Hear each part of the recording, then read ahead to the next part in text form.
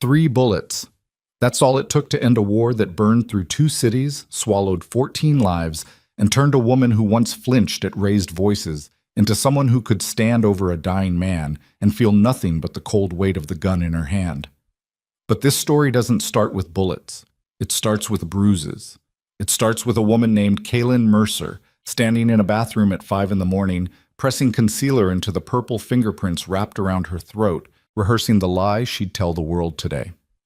If you want to know how a victim becomes a killer, how love becomes a cage and freedom tastes like gunpowder, stay with me until the end.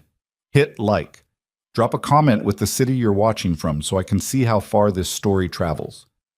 Now let me take you back to where it all began. Chicago had a way of making everything look clean from a distance. The skyline caught morning light like a row of polished knives, all that glass and steel throwing back the sun as if the city had nothing to hide. But get close enough, and you could smell it. The rot beneath the money, the fear beneath the ambition, the violence humming underneath every handshake that happened in the buildings where deals got made and lives got traded like receipts nobody bothered to keep. Kaylin Mercer knew this because she lived inside the gap between those two versions of the city every single day. 28 years old. Logistics analyst for Whitmore and Dane Development Group, one of the biggest commercial real estate firms in the Midwest. On paper, she was efficient, punctual, unremarkable. The kind of employee who showed up 10 minutes early, left exactly on time, never complained, never pushed back, never made noise. Her performance reviews said things like dependable and detail-oriented, which were corporate ways of saying nobody noticed her, which was exactly what she wanted. Because if people noticed her, they might ask questions. And if they asked questions, they might see what she spent 45 minutes hiding every morning before the sun came up. The bathroom in the apartment on North Wicker Park had good lighting. She'd chosen it for that reason, though she'd never admitted it to herself. Fluorescent strip above the mirror, harsh and unforgiving, the kind of light that showed everything. She needed to see everything so she could cover everything. Foundation first, then concealer, then powder to set it. The bruise along her left jaw had turned that sick greenish-yellow color that meant it was a week old, which meant it was harder to hide because the edges had spread and the color was uneven. The fresher ones across her ribs were easier in a way. Nobody saw those. Long sleeves, high necklines, blazers buttoned to the collar, even in July. She had a system. The system worked. The system had kept her alive for 3 years. Adrian Cross was still asleep in the bedroom when she left that morning. She could hear him breathing through the door, that heavy, wet sound he made after a night of drinking, and she moved through the apartment like smoke, gathering her bag, her keys, her laptop, her travel mug of coffee that she'd prepared the night before so she wouldn't have to make noise in the kitchen. Every motion rehearsed, every footstep calculated. She knew which floorboards creaked. She knew which cabinet hinges squealed. She knew that if she closed the front door too fast, the latch would click loud enough to carry down the hallway and into the bedroom, and then he'd wake up. And if he woke up in the wrong mood, she wouldn't make it to work at all. The door closed silently behind her. The October air hit her face and she let herself breathe. This was the best part of every day. The 27 seconds between the apartment door and the elevator, the brief window where she belonged to nobody, where the fear dropped from a scream to a whisper and she could pretend just for a moment that she was a normal woman going to a normal job with nothing underneath her clothes except skin. The elevator came. She stepped inside. The doors closed. And Kaylin Mercer disappeared back into the lies she'd built around herself like armor.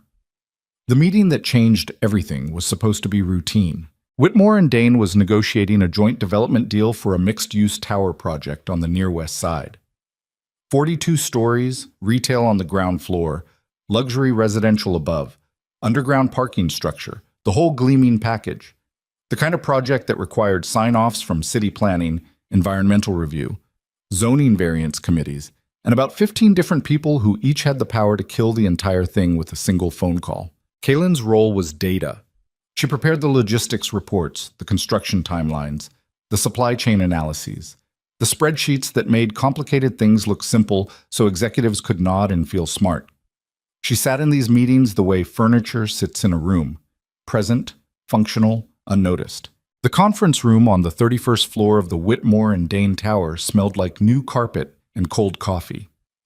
Floor-to-ceiling windows on two sides, Lake Michigan stretching gray and endless to the east, the city sprawling south and west like a circuit board someone had set on fire. 12 people around the table. Legal, finance, development, project management. Kaylin sat at the far end with her laptop open and her reports printed in neat stacks, waiting to be called on, expecting nothing. Then he walked in. Roman Vescari didn't enter rooms the way other people did. There was no announcement, no dramatic pause, no theatrics. He simply appeared in the doorway, and the entire temperature shifted. Conversation stopped mid-sentence. Coffee cups froze halfway to mouths. The senior VP of development, a man named Gerald Hoffman, who weighed 260 pounds and had a voice like a diesel engine, actually stood up from his chair. Roman was tall. Not imposingly tall, but the kind of tall that came with proportions that made expensive clothes look inevitable. Dark hair cut short and precise. A face that might have been handsome if it weren't so completely still, like someone had carved it from something harder than bone and forgotten to install the mechanism that allowed for warmth. He wore a charcoal suit that cost more than Kaylin's monthly rent, and he wore it the way soldiers wear uniforms, not for appearance, but for function. His eyes were the problem. Dark gray, almost colorless in certain light, and they moved across the room the way a scope moves across a field. Measuring, cataloging, dismissing. Every person at that table got evaluated in the span of a single glance, and most of them failed whatever test was happening behind those eyes without ever knowing they'd been graded. "Mr. Vescari," Hoffman said, extending his hand with a smile that showed too many teeth. "We're honored. We weren't expecting you personally." "Plans change." Roman's voice was low, unhurried, completely flat. He shook Hoffman's hand the way you'd handle something you weren't sure was clean. "I want to see the logistics breakdown before we discuss numbers." Hoffman turned. Everyone turned. 12 pairs of eyes landed on Kaylin at the end of the table like spotlights hitting a deer on a highway. "Kaylin," Hoffman said. "You're up." She stood. Her hands were steady. 3 years of living with a man who could snap from laughter to violence in the space of a heartbeat had taught her how to perform under pressure. Fear was just background noise now, a frequency she'd learned to tune out the way people who live near train tracks stop hearing the trains. She walked them through the report. Supply chain logistics for structural steel, concrete delivery schedules, crane availability and permitting timelines, labor allocation models. She spoke clearly, concisely, without filler words or nervous qualifiers. She was good at this. This was the one part of her life that worked exactly the way it was supposed to. When she finished, the room was quiet. Roman Vescari was watching her. Not the way Hoffman watched her, which was with vague professional approval. Not the way the finance guys watched her, which was with impatience because they wanted to talk about money. Roman was watching her the way you watch something you're trying to understand, focused, patient, like he had all the time in the world and intended to use every second of it. "Solid work," he said. Nothing else. Then he turned to Hoffman and the meeting continued. But Kaylin felt something crack inside her chest. Not pain, something worse. Recognition. The feeling of being seen by someone who actually knew how to look. The meeting lasted another hour. When it ended, people filed out in clusters, shaking hands and exchanging business cards and performing the rituals of corporate ambition. Kaylin gathered her materials quietly, stacking papers, closing her laptop, becoming invisible again. She was almost to the door when his voice stopped her. "Ms. Mercer." She turned. Roman stood by the window with his hands in his pockets, silhouetted against the gray lake. Everyone else had left. The conference room felt enormous and empty, like a church after the congregation goes home. "Yes?" He studied her for a moment. His expression gave away nothing. "Your timeline on the steel delivery assumes a single-source supplier. What's your contingency if Midwest Structural defaults on the contract?" It was a real question, a smart question. The kind of question that told her he'd actually read her report instead of just watching her present it. "I built a secondary model with 2 backup suppliers out of Gary and Milwaukee," she said. "It adds 11 days to the timeline, but reduces single-point failure risk by 60%. I didn't include it in the presentation because Hoffman wanted the optimistic version." Something shifted in his face. Not a smile. Roman Vescari did not smile, but something adjacent to respect maybe, or interest, or the kind of recognition that happens when a predator encounters something that doesn't immediately run. "Send me the secondary model," he said. "I'll need authorization from—" "Send it to me directly." He produced a card from his jacket pocket. Plain white. Heavy stock. Just a name and a phone number. No title. No company. No email address. People who needed to explain who they were on their business cards weren't powerful enough for it to matter. Kaylin took the card. Their fingers didn't touch, but the air between them felt like something solid, like static before lightning, and she pulled her hand back a fraction too fast, and she knew he noticed. He noticed everything. "One more thing," he said as she reached the door. She stopped, didn't turn around. Something in his tone had changed, dropped half a register, lost its professional edge, become something quieter and far more dangerous. "Who put those bruises on you?" The world stopped. Not slowly, not dramatically, but completely. The way a heart stops between beats. The way time stops in the space between a car accident and the impact. Kaylin stood in that doorway with her back to a man she'd met 90 minutes ago and felt every wall she'd spent 3 years building crack from foundation to roofline. Her throat closed. Her fingers went white around the laptop bag strap, the concealer, the foundation, the powder. 45 minutes every morning, flawless technique nobody saw, nobody ever saw. "I don't know what you're talking about," she said. Her voice came out steady, perfect. 3 years of practice. Silence from behind her, long enough to hurt. "Fair enough," Roman said. Not challenging, not pushing, just acknowledging the lie the way you'd acknowledge weather. Noting it, filing it away, moving on. "When you're ready to stop surviving and start choosing, call me."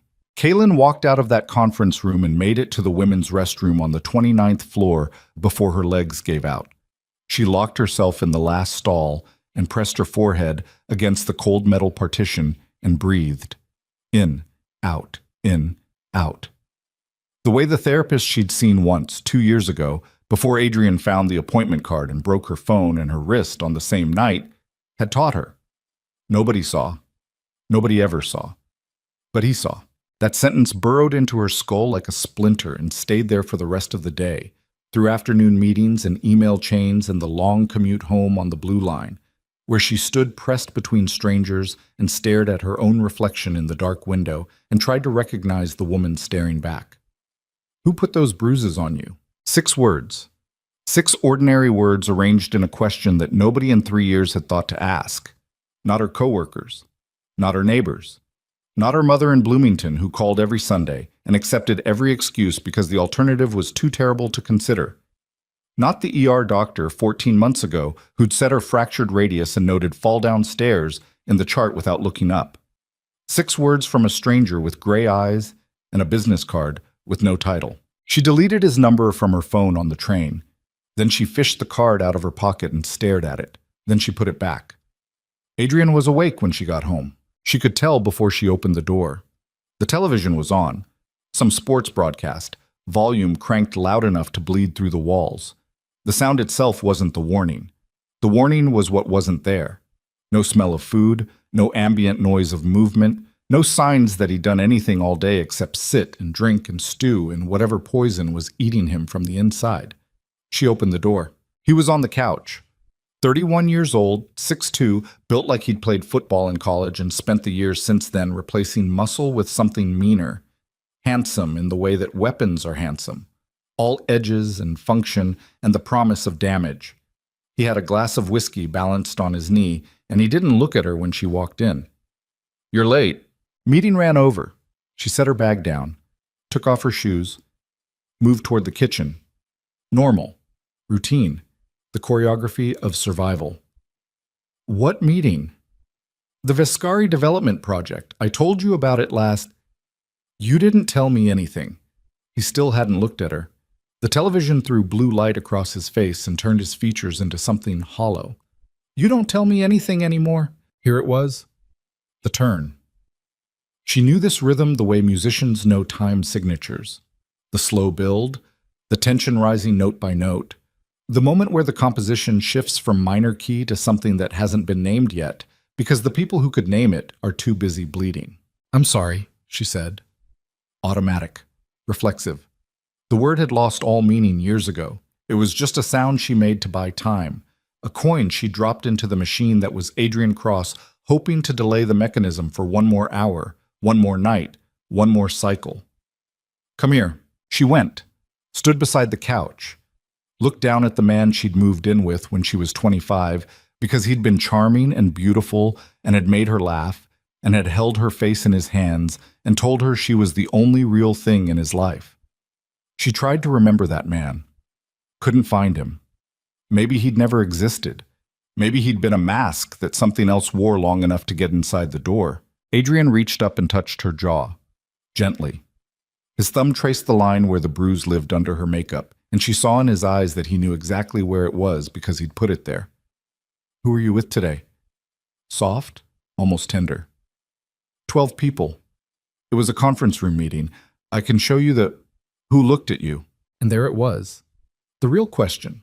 Not who she'd met or what she'd discussed or how her work was going, but who had dared to see her. Because to Adrian Cross, Kaylin wasn't a person. She was a territory, and territories didn't get looked at without permission. Nobody looked at me, Adrian. I gave a report. That's it. His hand moved from her jaw to her throat. Still gentle.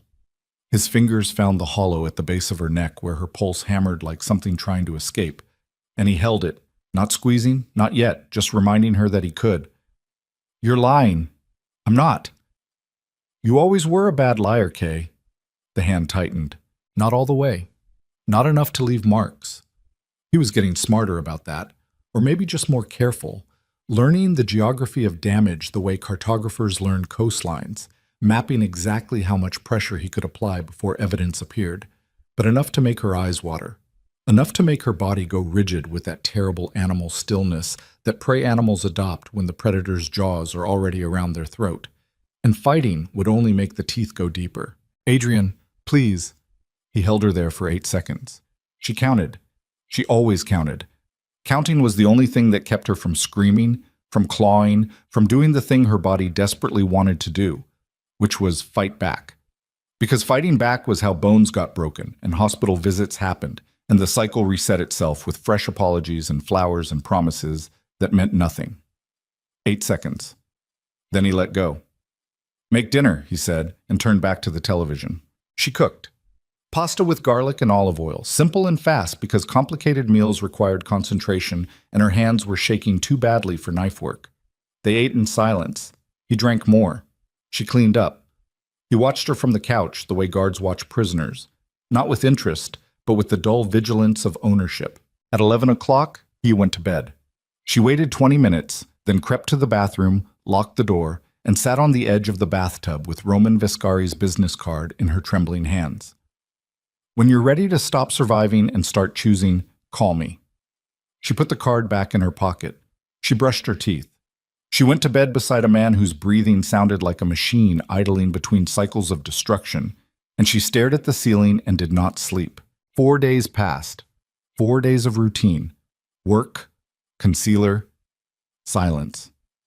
Adrian's mood swung like a pendulum between suffocating affection and cold distance, and Kaylin navigated both the way sailors navigate storms, not by controlling the weather, but by knowing which way to lean when the wave hit. She sent Roman's secondary logistics model from her work email. Professional. Detached. He replied with 2 words. Good work. She stared at those 2 words for 11 minutes and then deleted the email. On Friday evening, Adrian came home drunk and paranoid. He'd lost another freelance client, graphic design work that he picked up and dropped with the consistency of a man who believed the world owed him something it kept refusing to deliver. He was convinced someone at the design firm had sabotaged him. He was convinced Kaylin wasn't supportive enough. He was convinced the apartment was too small and the neighborhood was too loud and the whiskey was too cheap, and every single thing wrong in his life could be traced back to someone else's failure to be what he needed. At 11:47 p.m., he threw a glass at the kitchen wall. It shattered and left a wet starburst of whiskey and fragments across the white paint. Kaylin flinched but didn't move. Don't move. Don't react. Don't give him the satisfaction of your fear because fear was fuel and Adrian ran on it like an engine runs on gasoline. You don't even care, he said. Standing in the middle of the kitchen with his fists balled and his jaw working like he was chewing on something he couldn't swallow. I'm drowning, and you just stand there. I care, Adrian. Tell me what you need. I need you to act like you give a damn. I'm right here. I'm listening. You're not here. He stepped closer. You're somewhere else. You're always somewhere else now. Where do you go, Kay? Who are you thinking about when you look through me like I'm not even standing in front of you? Nobody. I'm thinking about nobody. His hand came up fast. Not a fist. An open palm. It connected with the side of her head just above her left ear, and the world went white and sideways. And she hit the kitchen counter with her hip, and then the floor, and the linoleum was cold against her cheek, and she could see the broken glass scattered around her like little teeth, and she thought, with absolute clarity, this is how it ends. Not with a bang, with a Tuesday. But it wasn't how it ended, not yet. Adrian stood over her for a long moment, breathing hard, his face twisted into that expression she knew better than her own reflection. Rage and guilt and self-pity all tangled together into something that looked almost like grief. Then he walked to the bedroom and slammed the door. Kaylin lay on the kitchen floor for 3 minutes. She counted. Then she got up, picked the glass out of her hair, pressed a cold cloth to the side of her head, and sat at the kitchen table while the ringing in her left ear slowly faded to a high whine. At 12:34 a.m., she heard Adrian start snoring. At 12:41 a.m., she took Roman Vescari's card from her wallet. At 12:43 a.m., she put it back. On Saturday, she wore a hat to the grocery store to cover the swelling. On Sunday, her mother called, and Kaylin told her she was fine. On Monday, she went to work, and nobody noticed anything, because nobody ever noticed anything, because the whole world was designed to make it easy to look away. Then Tuesday came. Adrian had been drinking since noon. She came home to find the apartment destroyed, cushions torn from the couch, dishes broken in the sink, his laptop hurled against the wall and cracked open like a skull. He was sitting on the bedroom floor with his back against the wall and a bottle between his legs. And when she appeared in the doorway, he looked up at her with eyes that had gone somewhere she couldn't reach. "They're going to kill me, Kay." She froze. "What?" "I owe people money. Bad people. Not credit card stuff. Real money. Real people." His voice cracked. For one horrible moment, he looked like the boy he must have been once. Scared, small, drowning. "Hundreds of thousands. I got into something stupid. Sports betting. Underground stuff. The kind of guys who don't send collection notices." The room tilted. Kaylin gripped the doorframe. "How much?" 300. Maybe more. I lost track." $300,000? They gave me until the end of the month. That was 2 months ago." He laughed. A wet, broken sound that had nothing to do with humor. "I'm dead, Kay. I'm already dead." She should have felt something. Fear, maybe. Sympathy. The last dying ember of whatever love had once existed between them.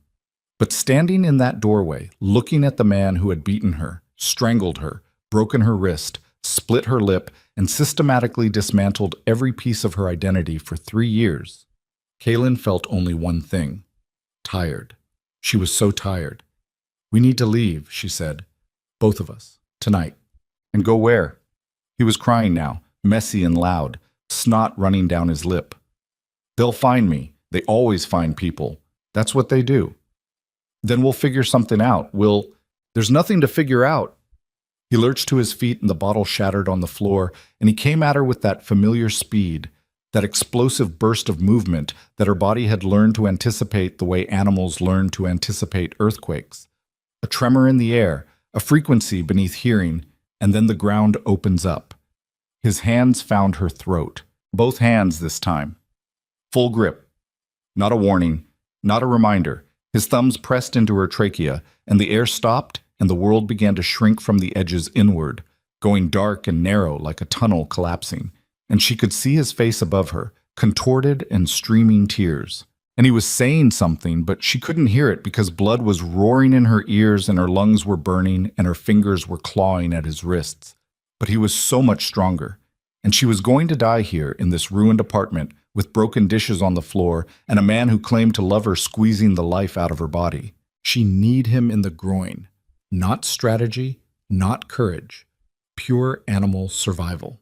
The oldest program in the human operating system firing because everything else had shut down. He doubled over and his hands released and she gasped, a raw, shredded sound like tearing fabric. And she ran. Out of the bedroom, across the living room, through the front door that she didn't bother closing behind her. Down the hallway in her socks because there was no time for shoes and she could hear him behind her, stumbling, cursing, calling her name in that voice that switched between rage and tenderness, so fast it made the word itself sound broken. Kaylin. Kay. Wait. I'm sorry. I didn't mean... Kaylin. She hit the stairwell, not the elevator. The elevator took too long and the doors opened too slowly, and he could catch her in the space between the chime and the closing. She took the stairs two at a time, her socked feet slapping cold concrete. 3 flights down to the landing between the second and first floors, where the fluorescent light buzzed and flickered and the walls were painted that institutional green that existed only in stairwells and hospitals and other places where people went when something had gone terribly wrong. She collapsed against the wall, slid down until she was sitting on the concrete with her knees pulled to her chest and her hands shaking so violently she could hear her own bones rattling inside her skin. Above her, somewhere in the vertical darkness of the stairwell, she heard a door open, then close, then nothing. He wasn't coming. He was too drunk, too broken, too deep in his own collapse to chase her down 3 flights of stairs. She sat in that stairwell and pressed her fingers to her throat where his thumbprints were already blooming purple against her skin. She could feel her pulse underneath, fast and terrified and alive.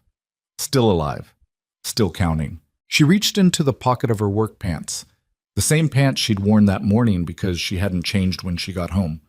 Because changing required going to the bedroom, and going to the bedroom required passing Adrian, and passing Adrian required a calculation she'd been too exhausted to make.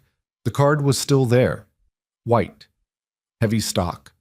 A name and a number and nothing else. Her fingers left damp prints on the paper as she dialed. It rang once, twice. Then a voice she'd heard only once before, in a conference room 31 floors above the city, low and unhurried and completely without surprise, as if he'd been waiting for this exact call at this exact hour on this exact night. Kaylin? Not a question, a confirmation. Her voice broke. Shattered like the glass on the kitchen floor, like the dishes in the sink, like every promise Adrian had ever made. I need help. Silence. 2 seconds. 3. Where are you? She told him. She gave him the address through cracked lips and a throat that felt like it had been filled with broken stone. And she heard nothing on the other end. No reaction, no judgment, no questions about what happened or why or how bad it was. Just the sound of a man already moving. Don't go back inside that apartment. Don't go anywhere. My people will be there in 12 minutes. Your people? 12 minutes, Kaylin. The line went dead. She sat in the stairwell with the phone pressed against her chest and counted. Not seconds, not heartbeats. She counted the bruises she could feel without touching them. The ones on her throat, the ones on her ribs, the old ones on her wrist that had healed crooked because she'd waited too long to see a doctor, the ones that didn't show on skin at all, the ones that lived somewhere deeper, in the parts of herself she'd locked away so completely she'd forgotten the combination. 11 minutes later, she heard footsteps in the lobby. And for the first time in 3 years, the sound of someone approaching didn't make her flinch. The footsteps were precise. 2 sets, heavy-soled boots on lobby tile, moving with the kind of rhythm that belonged to men who'd been trained to enter buildings where bad things lived. No hesitation, no conversation between them, just synchronized movement that echoed up through the stairwell like a pulse. Kaylin pressed herself deeper into the corner where the wall met the stairs. Her socked feet were numb against the concrete. The fluorescent light above her head buzzed and flickered in a pattern that felt deliberate, like the building itself was struggling to decide whether to illuminate her or let the dark take her back. The stairwell door on the ground floor opened. A man appeared at the bottom of the stairs, mid-30s, square jaw, neck like a fire hydrant, wearing a dark jacket that didn't quite conceal the shape of a holster underneath. He looked up at her the way a paramedic looks at a crash victim, professionally, without pity, already calculating damage. Ms. Mercer. Not a question. These people didn't ask questions. I'm Declan. Mr. Viscari sent us. There's a vehicle outside. Can you walk? She nodded. Wasn't sure it was true. Her legs felt like they'd been replaced with something liquid and unreliable, but she grabbed the railing and pulled herself upright and her knees held, and that was enough. A second man waited at the lobby door, taller, thinner, with watchful eyes that scanned the street in both directions before he stepped aside to let her through. A black SUV idled at the curb, engine rumbling low, windows so dark they looked like cuts in the side of the night. Declan opened the rear door. Kaylin climbed in. The leather seat was warm. The interior smelled like cedar and something clean and expensive that she couldn't name, and the contrast between this and the stairwell she'd just crawled out of was so violent that her body couldn't process it. She sat there with her hands in her lap and her throat throbbing, and she didn't cry because crying required energy and she had none left. Declan took the passenger seat. The tall man drove. Nobody spoke. They crossed the city in 20 minutes, north through Bucktown, past the highway interchange, into a neighborhood Kaylin didn't recognize. Tree-lined streets where the houses got bigger and the spaces between them got wider, and the streetlights seemed to exist not for safety, but for aesthetics. The SUV turned through a gate that opened without anyone pressing anything, rolled down a gravel driveway lined with pruned hedges, and stopped in front of a house that was the size of a small hotel. Not a house. An estate. Stone facade, 3 stories, dark windows reflecting the SUV's headlights back like a row of closed eyes. The kind of property that existed behind walls and gates and layers of legal entities designed to keep the owner's name out of public records. Declan opened her door. Inside, first door on the left, he's waiting. She walked barefoot across gravel that bit into her soles, through a front door that weighed more than she did, into a foyer with ceilings high enough to swallow sound. The first door on the left was open, spilling warm light across dark hardwood floors. Roman Viscari stood beside a desk in what looked like a study, bookshelves floor to ceiling, a lamp casting amber light that made shadows pool in the corners. He'd changed from whatever he'd been wearing, now in a dark Henley with sleeves pushed to his elbows, showing forearms corded with muscle and laced with faint scars that she cataloged automatically, the way one damaged person recognizes damage in another. He looked at her. She watched his eyes move from her face to her throat, watched them stop there, watched something behind them shift, not soften, not harden, but rearrange itself into a configuration she didn't have a word for. His jaw tightened. A single muscle twitched below his left eye. That was all. No gasp, no curse, no dramatic display of outrage. Just that microscopic recalibration of something internal, like a machine adjusting its settings to accommodate new data. "Sit down," he said. She sat. A leather chair near the desk, deep and soft and warm. Her body sank into it, and some primitive part of her brain released a signal that meant safe, and she almost lost it right there, almost came apart at the seams because safety was the most dangerous thing in the world for someone who'd been running. The moment you stop running is the moment your legs remember how tired they are. Roman sat across from her, not behind the desk, in a chair facing hers, close enough that she could see the texture of the scars on his forearms, the faint lines around his eyes that came from years of expressions he didn't allow himself to make in public. "Tell me his name." "Adrian Cross." "How long?" 3 years. "How bad?"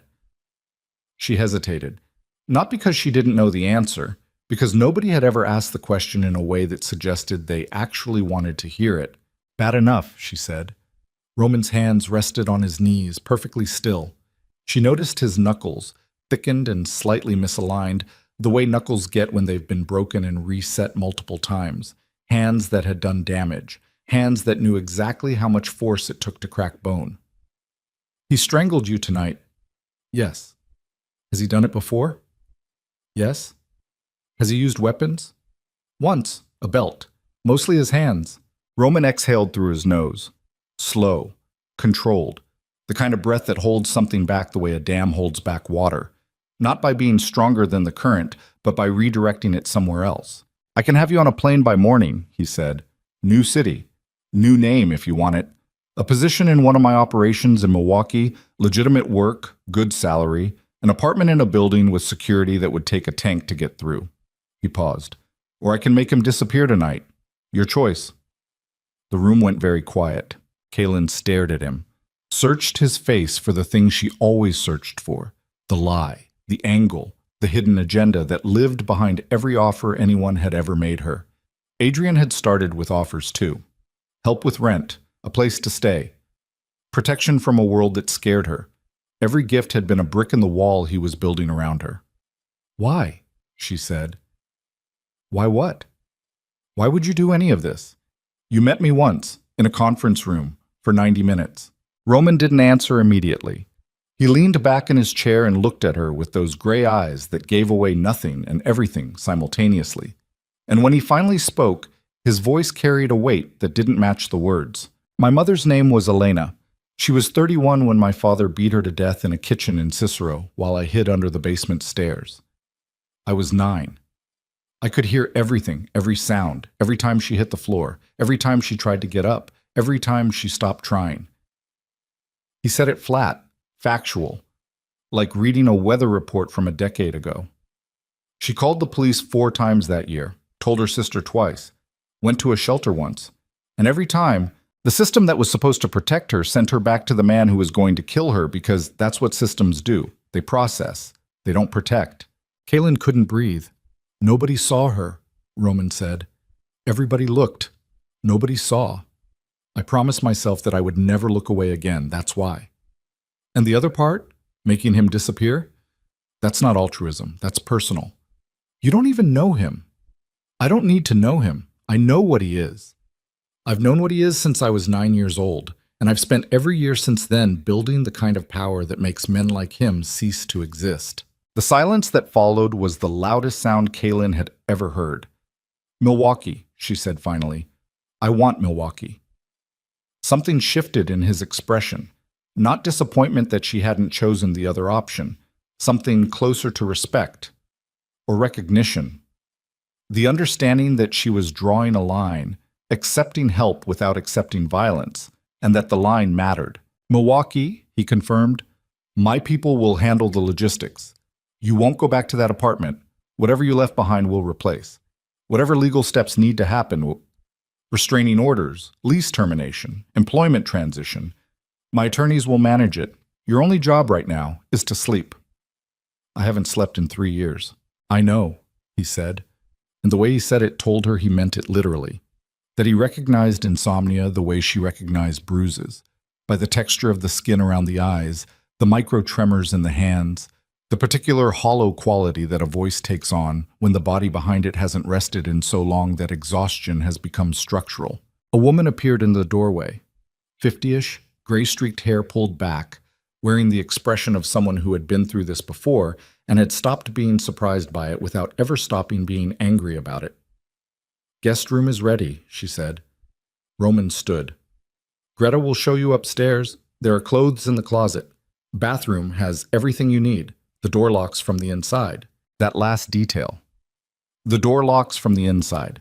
He'd said it deliberately, precisely, because he understood that for a woman coming from where Kaylin was coming from, a lock on the correct side of a door was worth more than every luxury in the house combined. She followed Greta up a staircase wide enough for 4 people abreast, down a hallway with thick carpet that swallowed her footsteps, into a bedroom that was larger than the entire apartment she'd shared with Adrian. The bed was made with white sheets pulled tight. The window looked out over the back garden, where landscape lighting illuminated rows of trees standing like sentinels against the dark. The door had a deadbolt. She turned it, tested it, turned it again. Then she sat on the edge of the bed and shook for 45 minutes straight. She didn't sleep. But for the first time in 3 years, she didn't have to pretend she was going to. Milwaukee appeared 2 weeks later like something from a dream she'd forgotten she could have. Roman's people moved with the efficiency of a military operation. A 1-bedroom apartment in the 3rd ward. Exposed brick, tall windows, a view of the river that shimmered with city light. The building had a doorman, security cameras on every floor, and a key fob elevator system that required clearance to reach her floor. Her name on the lease was real. Everything else about the arrangement existed behind layers of corporate entities and holding companies that would take a forensic accountant 6 months to untangle. The job was real too. Operations coordinator for a logistics company called Lakeshore Consolidated, which managed warehouse space and distribution networks across Wisconsin and northern Illinois. Kaylin's office was on the 4th floor of a renovated industrial building in Walker's Point, surrounded by people who were smart and busy and didn't ask personal questions because everyone in the company seemed to operate under an unspoken agreement that the past was a country nobody needed to visit. She was good at the work. She'd always been good at work. Work was the machine she could climb inside and operate and predict. The one environment where the rules stayed consistent and effort produced results, and nobody changed the terms of engagement mid-sentence. She managed supply chains, vendor contracts, equipment schedules. She flagged inefficiencies that saved the company hundreds of thousands of dollars in the first quarter. Her supervisor, a no-nonsense woman named Dara Kovac, told her she was the best hire they'd made in 3 years. Kaylin almost believed her. But the bruises were still healing. Not the ones on her skin. Those faded in weeks, yellowing, and then disappearing like watercolors left in the rain. The other ones. The ones that lived in the part of her brain that jerked awake at 2 in the morning because she thought she heard footsteps. The ones that made her flinch when a man at the coffee shop reached past her for a napkin. The ones that made her check the deadbolt 3 times every night and sleep with her phone on the pillow and her shoes by the door, because 3 years of Adrian Cross had rewired her nervous system into a tripwire that stayed taut even when there was nothing left to trigger it. She started therapy. Not because she wanted to. The idea of sitting in a room and talking about feelings made her jaw clench, but because Greta, who turned out to be Roman's household manager and a former social worker, had left a business card on the kitchen counter of the new apartment with a note that said, "She's good. She doesn't ask you to forgive anyone." The therapist was named Joan, 60-ish, short gray hair, a face like a fist that had learned to relax. She didn't do platitudes. She didn't do breathing exercises. She sat in a chair with a legal pad and a pen, and she asked questions that felt like surgery, precise, painful, and necessary.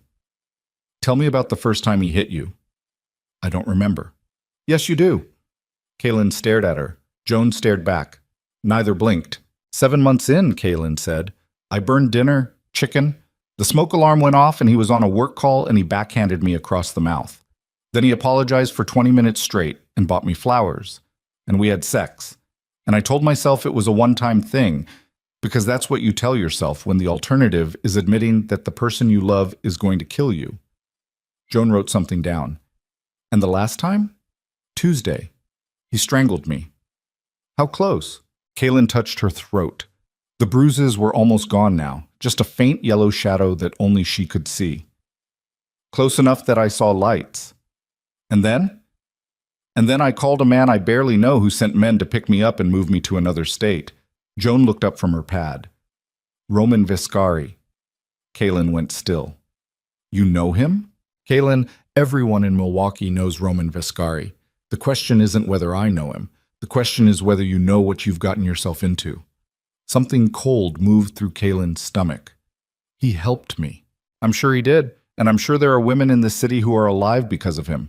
But help from a man like Roman Viscari is like taking medicine that hasn't been FDA approved. It might cure you and it might kill you, and either way, you won't know which until it's too late."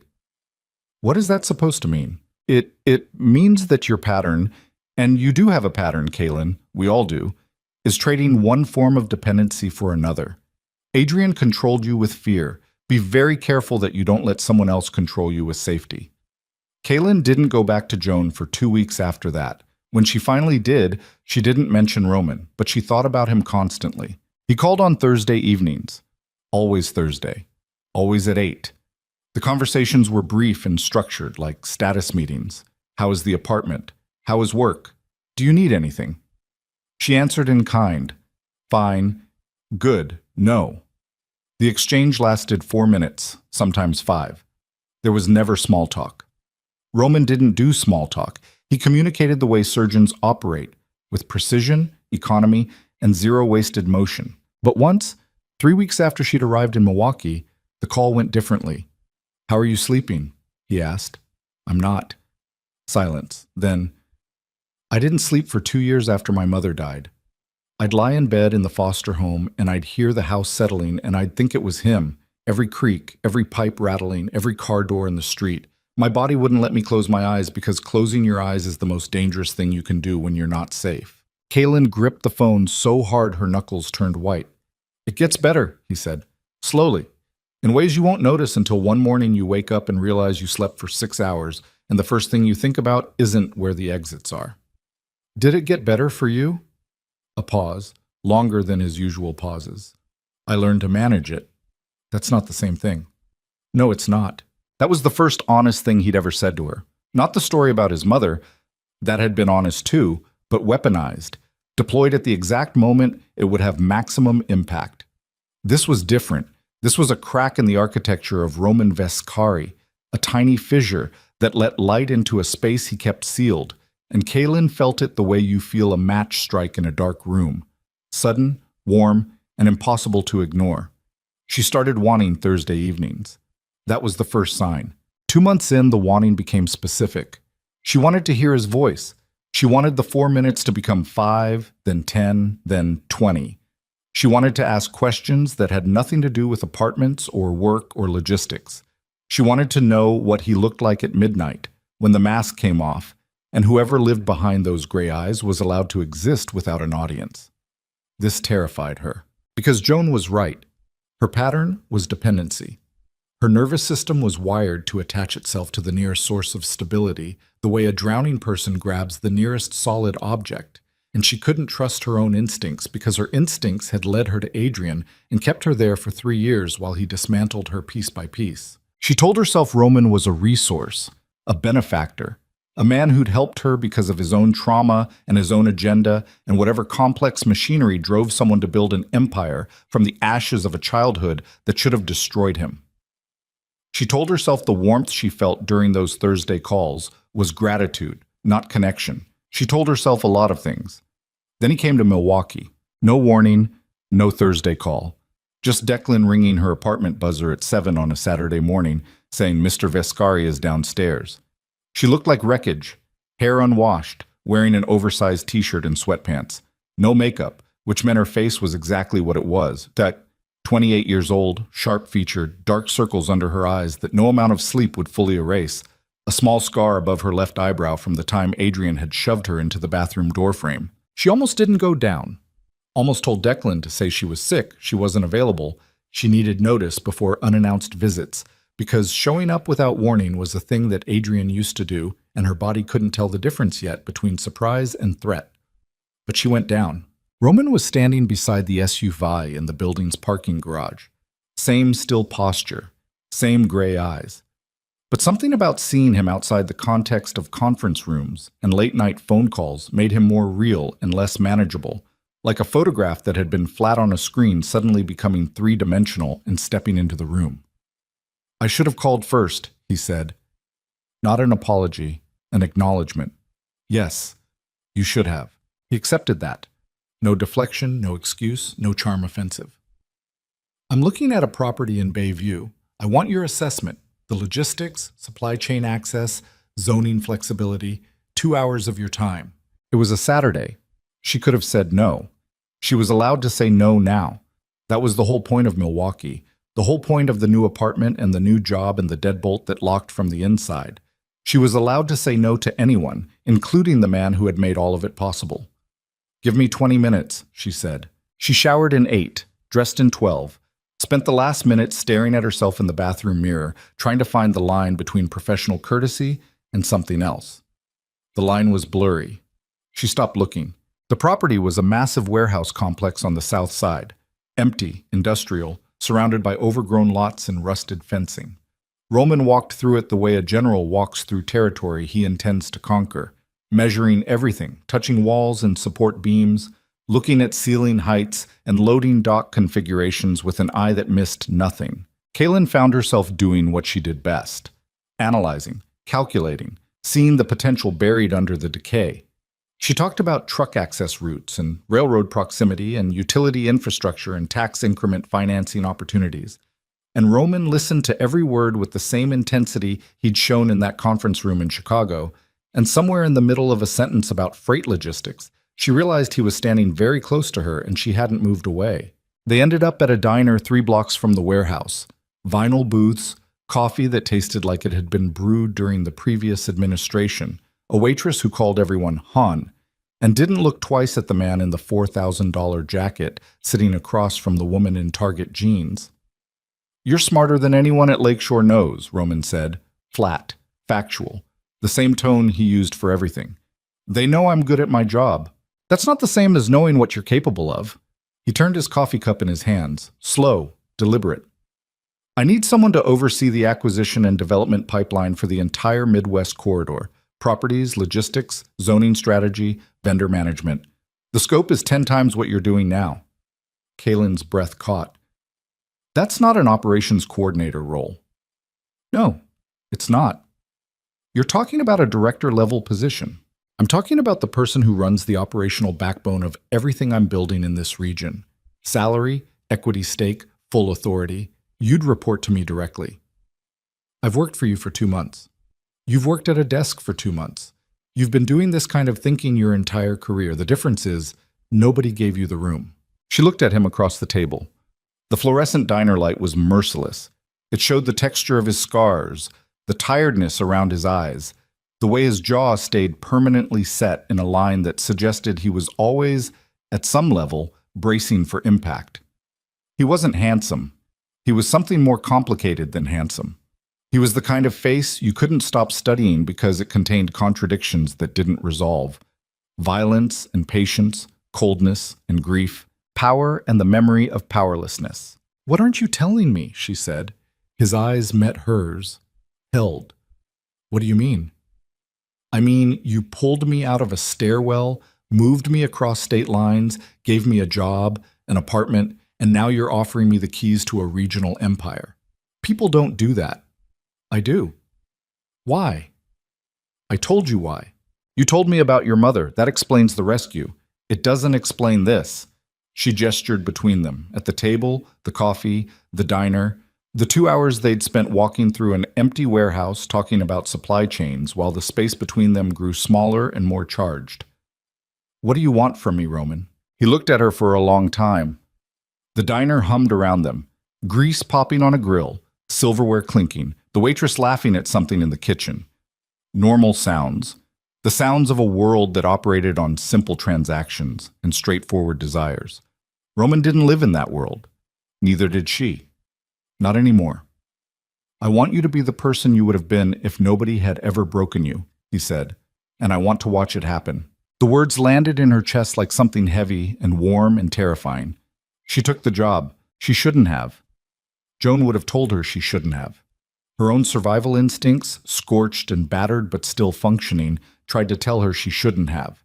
But something in the way he'd said it, not as a command, not as a seduction, but as a simple declaration of intent, bypassed every warning system she had and spoke directly to the part of her that had been locked in a dark room for 3 years and was desperate to believe that someone could open the door without expecting ownership in return. The new role consumed her. 18-hour days, properties across Wisconsin, Illinois, and Indiana. Warehouse acquisitions, zoning negotiations, contractor management. She built systems from scratch, hired teams, implemented processes that turned chaotic operations into machinery that hummed. She was good. She was exceptional. And every week the scope expanded, and every week she expanded with it, becoming someone she didn't recognize in the bathroom mirror. Sharper, more certain, more willing to take space in a room instead of shrinking into corners. Roman watched from a distance. Thursday calls continued. He visited Milwaukee twice a month. Their meetings grew longer, more detailed, more charged with something that lived in the pauses between sentences and the moments when their eyes caught and held a beat too long. She didn't touch him. He didn't touch her. The space between them became its own kind of electricity. Contained, pressurized, waiting. Then, 4 months into Milwaukee, Kalen found the file. She was reorganizing the financial records for a warehouse acquisition in Kenosha. Standard due diligence, title searches, environmental assessments, tax histories. But one of the shell companies on the title chain didn't match the records in Lakeshore's system. She traced it through 3 holding companies, 2 offshore accounts, and a trust registered in Delaware to a series of transactions that made no financial sense unless money was being moved through the property specifically to be cleaned. She pulled more files, different properties, different cities. The pattern was everywhere. Acquisitions purchased above market value, renovations billed at triple cost, vendor payments to companies that existed on paper and nowhere else, money flowing in dirty and coming out scrubbed and legitimate, washed through the infrastructure she had built, the infrastructure she managed, the operations she oversaw, every contract she had signed, every vendor she had approved, every acquisition she had processed. All of it was part of a machine designed to launder money through real estate. And Kaylin Mercer, the woman who had been rescued and relocated and promoted and empowered, was the mechanism that made it work. Her hands were shaking when she closed the laptop. Not the trembling of fear, something worse. The trembling of a person who has just realized that the ground beneath them was never solid, that every step they took was on a surface that someone else controlled, and that the freedom they thought they'd earned was just another room with a lock on the wrong side of the door. She picked up her phone, dialed the number she knew by heart now. It rang once. "Kaylin, tell me the truth." Her voice came out flat, dead. The voice of a woman who had already decided what the answer was and was just waiting for confirmation. "Tell me what I've been doing for the last 4 months." Silence. 3 seconds. 4. 5. She heard Roman exhale, and in that single breath she heard the answer before he spoke it. "Come to Chicago," he said. "We need to talk in person." "No, tell me now." "Kaylin, did you use me?" The silence that followed was so absolute she could hear the blood moving through her own ears. Outside her office window, Milwaukee sprawled gray and indifferent beneath a sky the color of old concrete. She stared at the city that was supposed to be her fresh start and felt it tilting beneath her, the angles going wrong, the horizon line shifting the way it shifts in the seconds before a building collapses. Everything still standing, but nothing still stable. Roman's voice came back, quiet, stripped of every layer of control she'd ever heard in it. "Yes." One word, one syllable, and every wall Kaylin had rebuilt in the last 4 months cracked from floor to ceiling. She was still holding the phone when a notification flashed across her laptop screen. A security alert from the building's front desk. Someone had bypassed the lobby system. Someone was in the elevator, ascending to the 4th floor, and the name on the override log was one she hadn't seen in months, but recognized the way your body recognizes the sound of a car backfiring. Not with your mind, but with your marrow. "Adrian Cross." The elevator chime sounded at the end of the hallway, and Kaylin realized with a clarity that tasted like metal on her tongue that every door she thought she'd walked through, away from Adrian, toward Roman, into freedom, into power, had led her to the exact same place. A room with no exit, and 2 men who had both decided she belonged to them. The elevator chime hung in the air like the last note of something dying. Kaylin's hand was still wrapped around her phone, Roman's voice still bleeding through the speaker. "Kaylin, listen to me." But she wasn't listening anymore. Her body had already taken over. 3 years of survival programming firing all at once, every nerve ending lighting up like a switchboard in a building that's about to lose power. She knew that sound.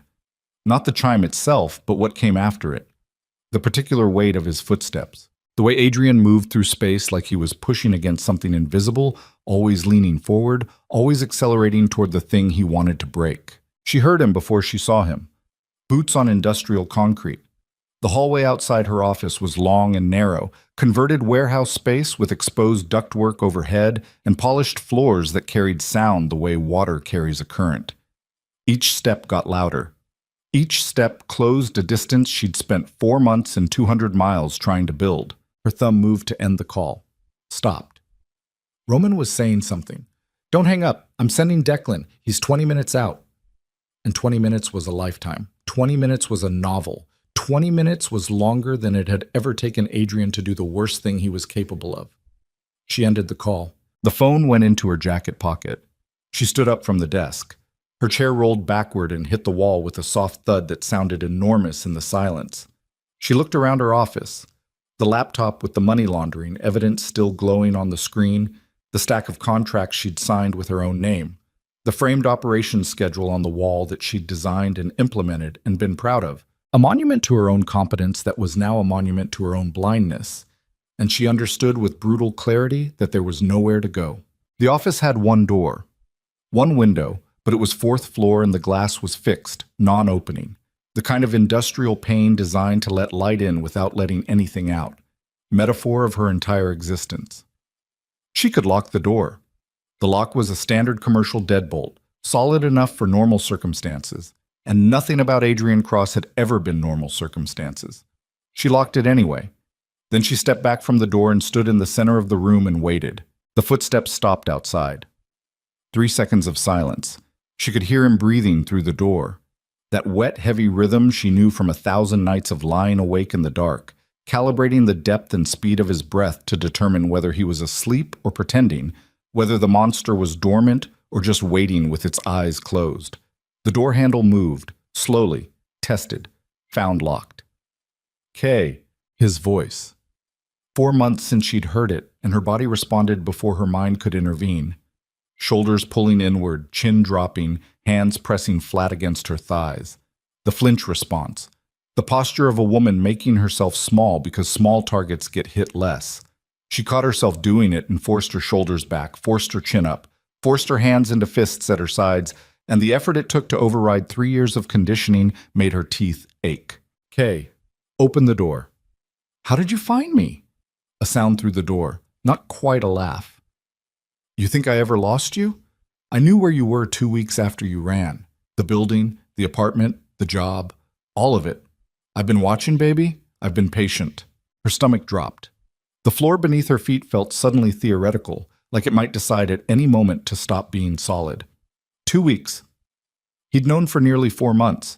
Every night she'd checked the deadbolt 3 times. Every morning she'd walk to work scanning the street for his face. Every therapy session she'd spent unraveling the damage he'd caused. And he'd been there. Somewhere. Watching. Patient the way a trap is patient. Adrian, there's a restraining order filed in Cook County, Illinois. We're in Milwaukee County, Wisconsin. Different jurisdiction. You want to call the cops? Go ahead. By the time they get here, we'll have talked, and I'll be gone. And it'll be your word against mine that I was ever here at all. He'd done research. That was new. Adrian didn't do research. Adrian operated on instinct and rage, and the kind of animal cunning that didn't require planning because it didn't require permission. The fact that he'd researched jurisdictions meant something had changed. Something had made him smarter, or desperate enough that desperation was functioning as intelligence. I don't want to talk to you, she said. Yeah, well, I didn't want to spend 4 months tracking you across state lines either, so I guess neither of us is getting what we want. A pause. Something shifted in his tone, dropped lower, got softer, found that register he used when the violence was over and the apologies began. I'm in trouble, Kay. Real trouble. The people I told you about, the money I owe, they're not waiting anymore. That's not my problem. It became your problem the second your new boyfriend decided to get involved. Kaylin went very still. What? Viscari. Yeah, I know about him. I know about all of it. The apartment he set you up in, the job, the whole rescue operation. Real knight in shining armor stuff. The softness evaporated from his voice. What replaced it was something she hadn't heard before. Not rage, not self-pity, but a cold, calculated bitterness that sounded rehearsed, like he'd been practicing this speech for months. You want to know something funny? The people I owe money to, the syndicate, they know Viscari too. They do business with him. Or they used to. Until he started squeezing them out of territories they've held for 15 years. So now they've got 2 reasons to come after him. Money and territory. And guess what connects all of it? She didn't answer. She didn't need to. You, Kay, you're the connection. The woman who left me to shack up with the guy who's been stealing their business. They don't just want money from me anymore. They want leverage. And you, sitting in your nice apartment, working your nice job, managing the operations that are washing his dirty money through every warehouse between here and Indianapolis, you're the best leverage anyone could ask for. The room tilted. Not physically. Something behind her eyes shifted, some internal gyroscope that had been keeping her upright through sheer mechanical stubbornness. And for a moment, the floor and the ceiling and the walls traded places, and she had to press her palm against the desk to keep from going down. You're lying, she said. But the words had no weight. She'd spent 3 years learning the topology of Adrian's lies, the inflections, the tells, the way his voice went smooth when he was fabricating and rough when he was telling a truth he wished he could bury. He wasn't lying. He was terrified. And Adrian Cross terrified was more dangerous than Adrian Cross angry, because fear removed the last restraint he had, which was the belief that he was in control. Open the door, Kay, please. I'm not here to hurt you. I'm here because if we don't figure this out together, they're going to kill both of us. She stood in the middle of her office with one hand on the desk and the other pressed against her thigh where her phone sat in her pocket. Roman's voice echoed in her head. Yes. One syllable. The admission that he'd used her. That the job, the apartment, the empowerment, the weekly phone calls, the warehouse in Bayview, the diner with bad coffee and good conversation, all of it was infrastructure. She was infrastructure. A logistics analyst repurposed as a laundering mechanism. The same skill set applied to a different kind of supply chain. And she'd been too grateful and too broken and too hungry for something that felt like freedom to see the architecture of her own exploitation. And now Adrian was outside the door telling her the exploitation went even deeper than she knew. That she wasn't just a tool in Roman's empire, but a target in someone else's war. That the two men who had shaped her adult life, one with fists and one with opportunity, had both been operating on the same fundamental assumption. That Kaylin Mercer was something to be used. She unlocked the door. Not because she trusted Adrian. Not because she'd forgiven him. Not because she believed for 1 second that his presence on the other side of that door was motivated by anything other than self-preservation. She unlocked it because the door had already stopped mattering. Because every locked door in her life had eventually opened, and the person who opened it was never the person she wanted it to be. Adrian stood in the hallway looking like something the city had chewed up and considered spitting out, but decided to keep chewing. He'd lost weight, maybe 20 pounds, enough to make his cheekbones sharp and his eyes too large for his face. His clothes were wrong, a jacket that didn't fit right, jeans that were dirty at the knees, shoes that hadn't been cleaned in weeks. The handsome architecture of his face had collapsed into something gaunt and frantic, and his hands were shaking, not with rage, but with the kind of tremor that comes from sustained chemical intake. Alcohol, maybe pills, maybe both, and sustained terror. He looked at her the way a man looks at a lifeboat. "Don't touch me," she said. "Don't come in. Talk from there." He nodded, leaned against the doorframe. His eyes moved past her to the office, scanning it the way he scanned every room, cataloging exits and angles and objects that could be weapons. A habit she now recognized as something they shared, something the damaged learned to do the way other people learned to breathe. "The syndicate is called the Moretti family," he said. "Salvatore Moretti runs it. Old school, brutal. They've been controlling gambling operations and loan distribution across the northern Midwest for 20 years. I got into their sports betting network through a guy I met at a bar. It was supposed to be small, 1,000 here, 2,000 there. Then I started losing, and they started lending, and the interest was 30% monthly, and by the time I understood what was happening, I was in for 300 and change. You told me this already, in the apartment. The night I tried to kill you." "Yeah." He said it without flinching, without the theatrical remorse he used to deploy like a weapon of its own. Just flat acknowledgement. "I know what I am, Kay. I'm not here to pretend I'm something else." That stopped her. In 3 years, Adrian had never once described his violence without euphemism, without redirection, without the elaborate self-deception that allowed him to hit her and then explain why hitting her was actually a symptom of how much he loved her. This raw admission, "I know what I am," was either the most honest thing he'd ever said or the most sophisticated manipulation he'd ever attempted, and Kaylin couldn't tell which. And the inability to distinguish between the two was its own kind of torture. "After you left," he continued, "the Morettis increased pressure. They sent people to the apartment, not to collect, to demonstrate. They broke my hand." He held up his left hand. The ring finger and pinky were splinted with dirty tape, the skin around the splint mottled purple and yellow. "Then they told me they knew about you. They had photos, your new address, your building, your route to work. They said if I didn't deliver what I owed plus interest, they'd take you instead and use you to get to Viscari." "Use me how? How do you think?" His voice cracked. "You're living in his building, working in his company, handling his operations. You're either his woman or his asset or both. And either way, getting to you gets to him. They want territory back. They want the money I owe. And they want Viscari to bleed." Kaylin stared at him. The man who had strangled her stood 5 feet away with broken fingers and terror in his eyes, telling her she was a target in a war she didn't know existed. And the perverse geometry of the situation was that he was the only person in the last 24 hours who had told her the truth without being asked twice. "Why come here?" she said. "Why tell me?" "Because they gave me a choice. Deliver you or die. And I'm a lot of things, Kay, but I'm not—" He stopped, swallowed. His jaw worked around something he couldn't quite form into words. "I'm not going to hand you to someone worse than me." She almost laughed. The absurdity of it.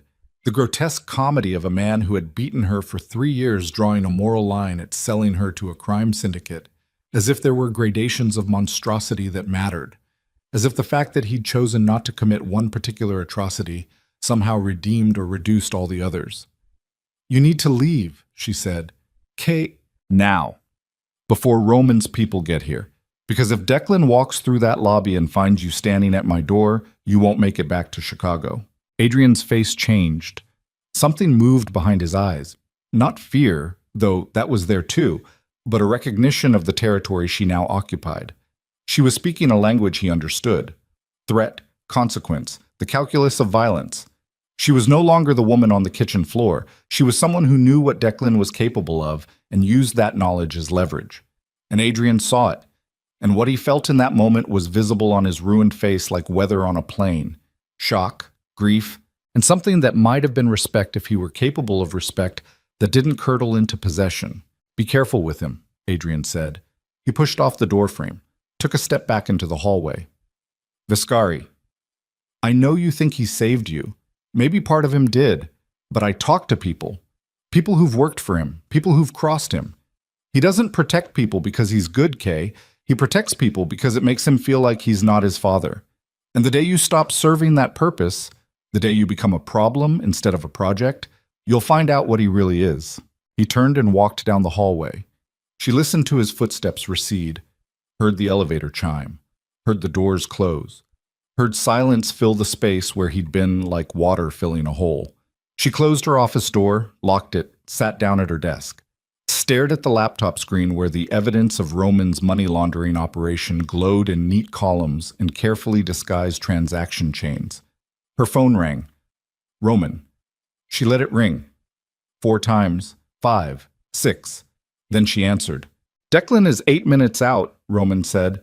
His voice was different now. Tighter, faster. The composure cracked in places she'd never heard crack before. "Are you hurt?" "No." "Did he touch you?" "No." "What did he say?" "He said a lot of things. Most of them were true." She paused. Let the silence stretch. Let him sit in it. "He told me about the Moretti syndicate. He told me I'm a target. He told me the work I've been doing for you doesn't just wash money. It puts me in the crosshairs of a war you've been fighting for years." Silence from Roman. She could almost hear him recalculating, the way you can almost hear a machine adjusting gears when the load changes. "Come to Chicago," he said. "Tonight. I'll explain everything."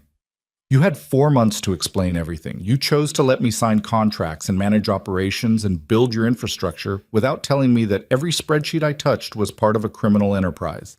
You don't get to explain on your schedule anymore."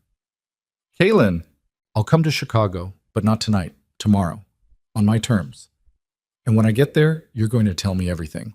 Every deal, every transaction, every operation, every body buried under every property I've helped you acquire. And if I find out you're still lying, even about one thing, I'm going to the FBI with everything I've got." The silence that followed was enormous. She could feel his presence through the phone the way you can feel weather changing, a shift in pressure, a heaviness in the air that precedes something catastrophic. "Tomorrow," he said finally, "I'll send a car. I'll drive myself." She hung up, sat alone in her office while the Milwaukee sky darkened outside the window and the building emptied around her, and the last light of the day bled out across the river in colors that looked like bruises fading. At 9 o'clock, she opened the laptop again. She spent 4 hours copying files, every transaction record, every shell company trace, every contract with her signature on it, every vendor payment that went to a company that didn't exist. She put them on 2 encrypted drives, one for herself, one for a safe deposit box she'd open in the morning at a bank that had no connection to Roman Viscari or Lakeshore Consolidated or any entity in his constellation of influence. It was the first time in her life she'd built something for herself that wasn't a wall or a lie or a survival mechanism. It was leverage, real leverage. The kind of power that didn't depend on a man's goodwill or a locked door or the ability to make herself small enough to avoid a fist. She drove to Chicago the next morning in a rental car she paid for with cash. 3 hours on I-94 through flat gray farmland under a sky that couldn't decide whether to rain or not. She didn't listen to music, didn't listen to podcasts, didn't listen to anything except the engine and the road and her own breathing, steady and deliberate. The breathing of a woman who was walking into something she might not walk out of and had decided to walk in anyway. Roman's Chicago estate looked different in daylight. Smaller somehow. Less mythic. Just a big stone house behind a big stone wall with cameras and men in dark jackets, and the kind of manicured grounds that whispered money so loudly you could hear it from the street. Declan met her at the gate. Didn't speak. Led her through the front door, across the foyer, past the study where Roman had first offered her a new life, and up a staircase to a second-floor office she hadn't seen before. Bigger than the study. Windows on 3 sides.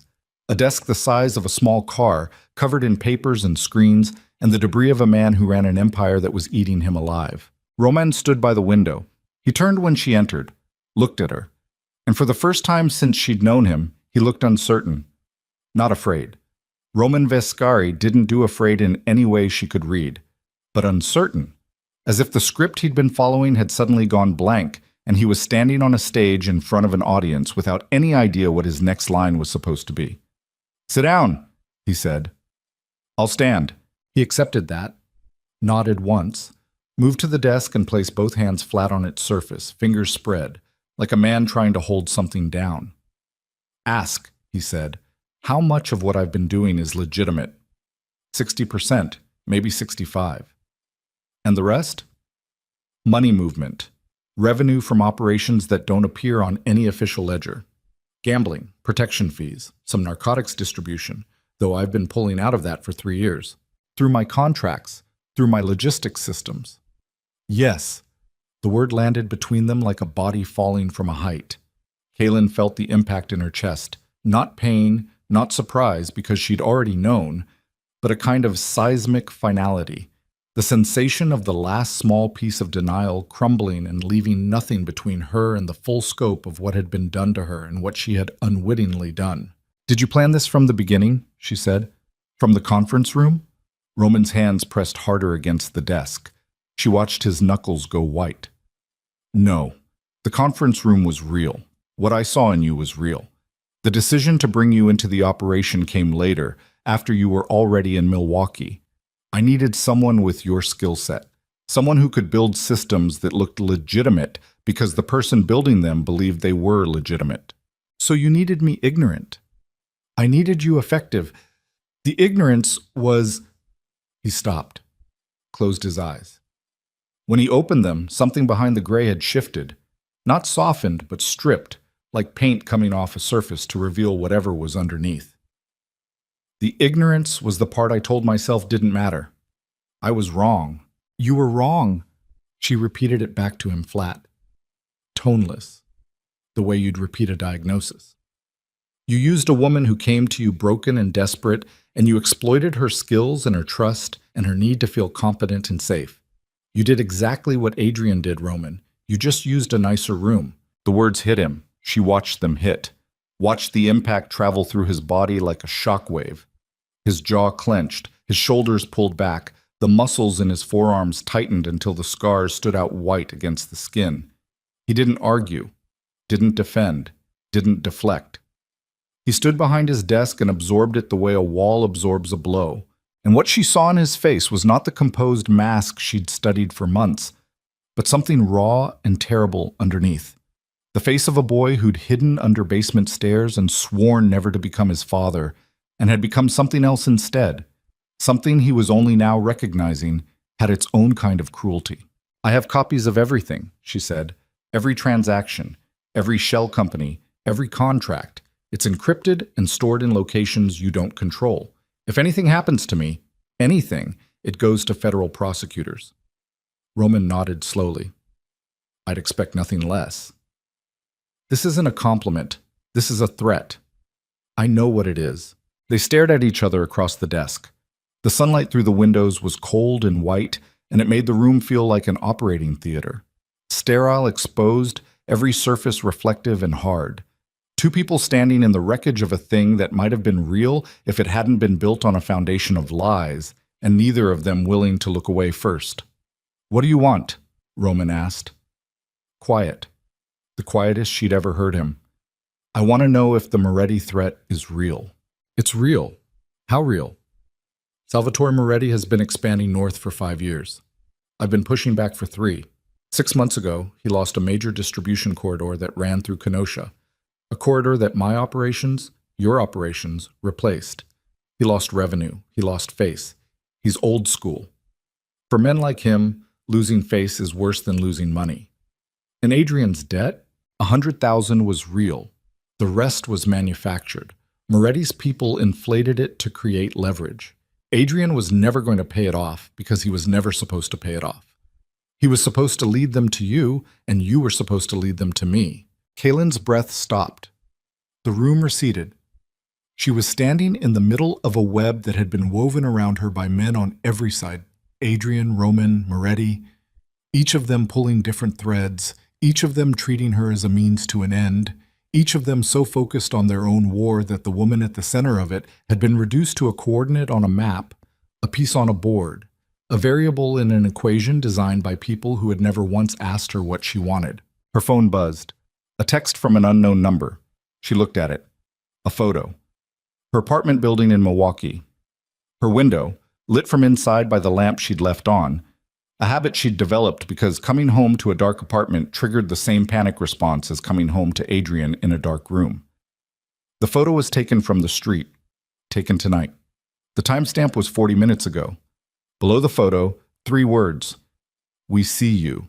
She showed Roman the phone, watched the color leave his face, watched his hand move to the desk drawer and come out with a phone of his own, already dialing, already issuing orders in a voice that had gone flat and mechanical, the voice of a man shifting from human to operational in the space between one heartbeat and the next. "Pull the Milwaukee team in, full perimeter on the estate. Get Dara out of the Walker's Point building. Sweep Kaylin's apartment. Don't enter, just thermal scan and report." He hung up, looked at her. "You can't go back to Milwaukee." "I figured that out." "You'll stay here. The estate has—" "I'm not staying in your house, Roman. This is not the time for— There's no time that's right for me to move into the house of a man who just admitted he used me as a money laundering tool. I'll find a hotel." "You'll be dead in a hotel." The sentence hung in the air between them, blunt and ugly and true. Kaylin looked at him, and he looked at her. And the math was simple and merciless. She couldn't go back to Milwaukee because Moretti's people were there. She couldn't go to a hotel because Moretti's people would find her. She couldn't go to the police because the police would find the money laundering and she'd go to prison. She couldn't go to the FBI because Roman had enough influence to bury her before the indictment was written. She couldn't go home to her mother in Bloomington because leading these people to her mother's door was a death sentence for a woman whose only crime was calling every Sunday and believing every lie. Every exit was locked. Every road led backward. Every choice she'd made, leaving Adrian, trusting Roman, building operations, copying files, had narrowed the world around her until she was standing in a space exactly the size of her own body, with no room left to move in any direction. Roman came around the desk, stood in front of her, close enough that she could see the pulse in his throat, hammering faster than his voice suggested, betraying the fear that his face refused to show. "I know you don't trust me," he said. "You shouldn't. I've earned that. But Salvatore Moretti doesn't want money and he doesn't want territory. He wants to send a message. And the message he wants to send involves you in a room with men who will make Adrian Cross look like a minor inconvenience." Her hands were shaking again.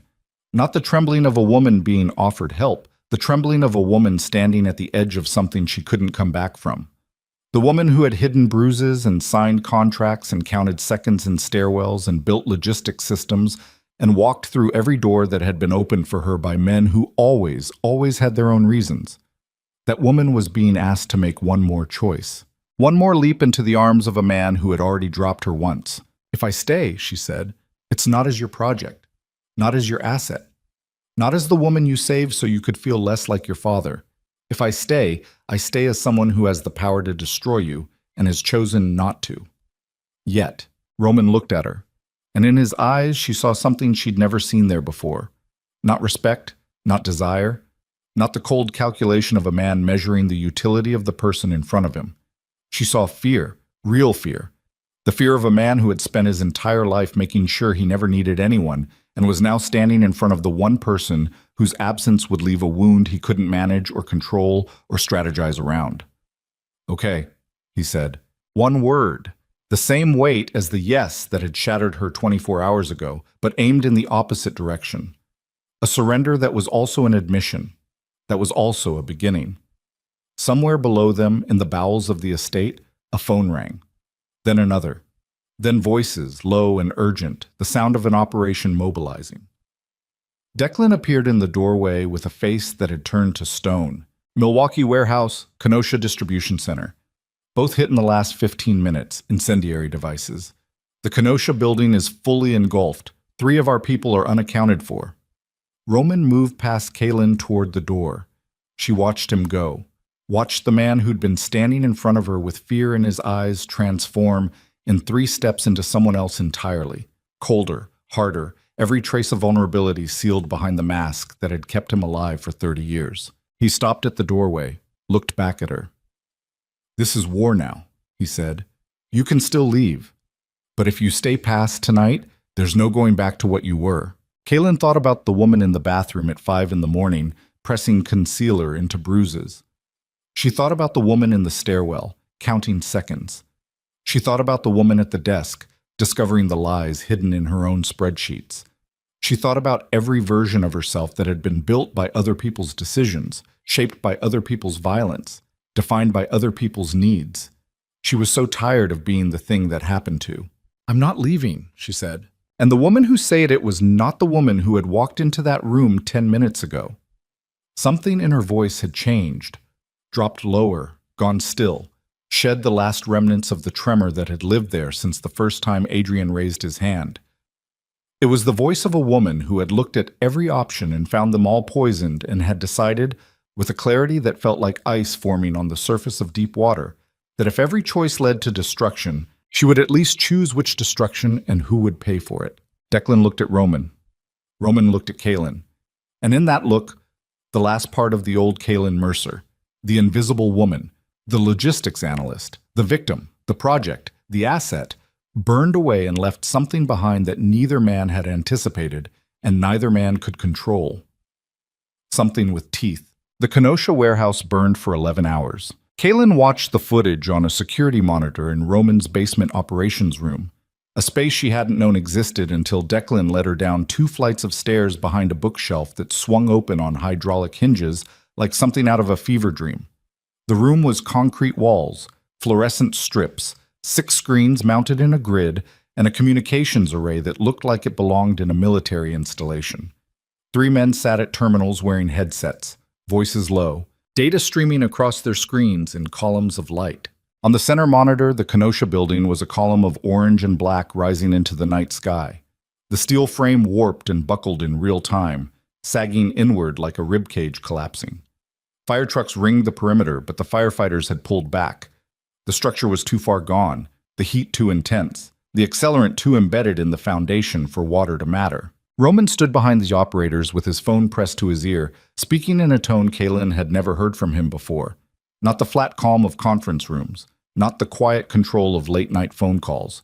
This was operational. Clipped, rapid, devoid of any syllable that didn't carry tactical weight. He was issuing orders to people in at least 3 different locations, and the orders were about evacuation routes, and asset relocation and personnel extraction. And some of the words he used were words Kaylin recognized from logistics, containment, redundancy, corridor, repurposed for a context that had nothing to do with supply chains and everything to do with survival. 3 people were missing from the Kenosha site. By midnight, 2 were found. 1 in a hospital with second-degree burns across his back and arms. 1 in a parking lot 6 blocks away, disoriented, dehydrated, alive. The 3rd was confirmed dead at 2:14 a.m. A man named Paul Resnick, 43 years old, married, 2 children. He'd been in the warehouse's eastern wing when the incendiary device detonated and the fireball traveled through the ventilation system faster than legs could carry a body to the nearest exit. Kaylin didn't know Paul Resnick, had never met him, but she'd signed the staffing allocation form that placed him in the Kenosha facility 3 months ago.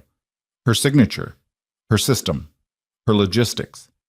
She'd put a man in a building, and the building had killed him, and the signature on the form that put him there was written in her handwriting. She went to the bathroom on the first floor of the estate and vomited until her stomach was empty, and then kept going, dry heaving over the toilet with her hands braced against the porcelain and her body trying to expel something that couldn't be expelled because it wasn't physical. It lived deeper than her stomach. It lived in the place where guilt and complicity and horror converge into a single sensation that has no name, because language wasn't designed for the feeling of realizing you helped build the machine that killed someone. When she came out, Roman was in the hallway. He looked at her. She looked at him. Neither spoke. The fluorescent light in the corridor was harsh and unforgiving, and it showed everything. The exhaustion cratering his face, the blood that had dried at the corner of his mouth, where he'd been biting the inside of his cheek, the way his left hand trembled at his side in a rhythm he couldn't control. A tremor born not of weakness, but of adrenaline overload. A body running on chemicals that were never meant to sustain consciousness for this long. Paul Resnick, she said. I know. He had kids. 2 girls, 8 and 5. Because of me. Because of Moretti. Because of a building I staffed, a schedule I designed, a system I built for you, for your operation, for money that came from... Stop. Not a command. A request. The first time she'd ever heard Roman Vescari make a request. If you carry every death on your back, you won't be able to stand up. And I need you standing. You need me. Yes. For what? More operations? More logistics? More clean-looking spreadsheets over dirty money while people burn alive in buildings with my name on the paperwork? Roman's jaw tightened. The tremor in his hand intensified. He pressed his palm flat against the wall to still it, and the gesture was so human, so involuntarily vulnerable, that it cut through her rage like a blade through paper.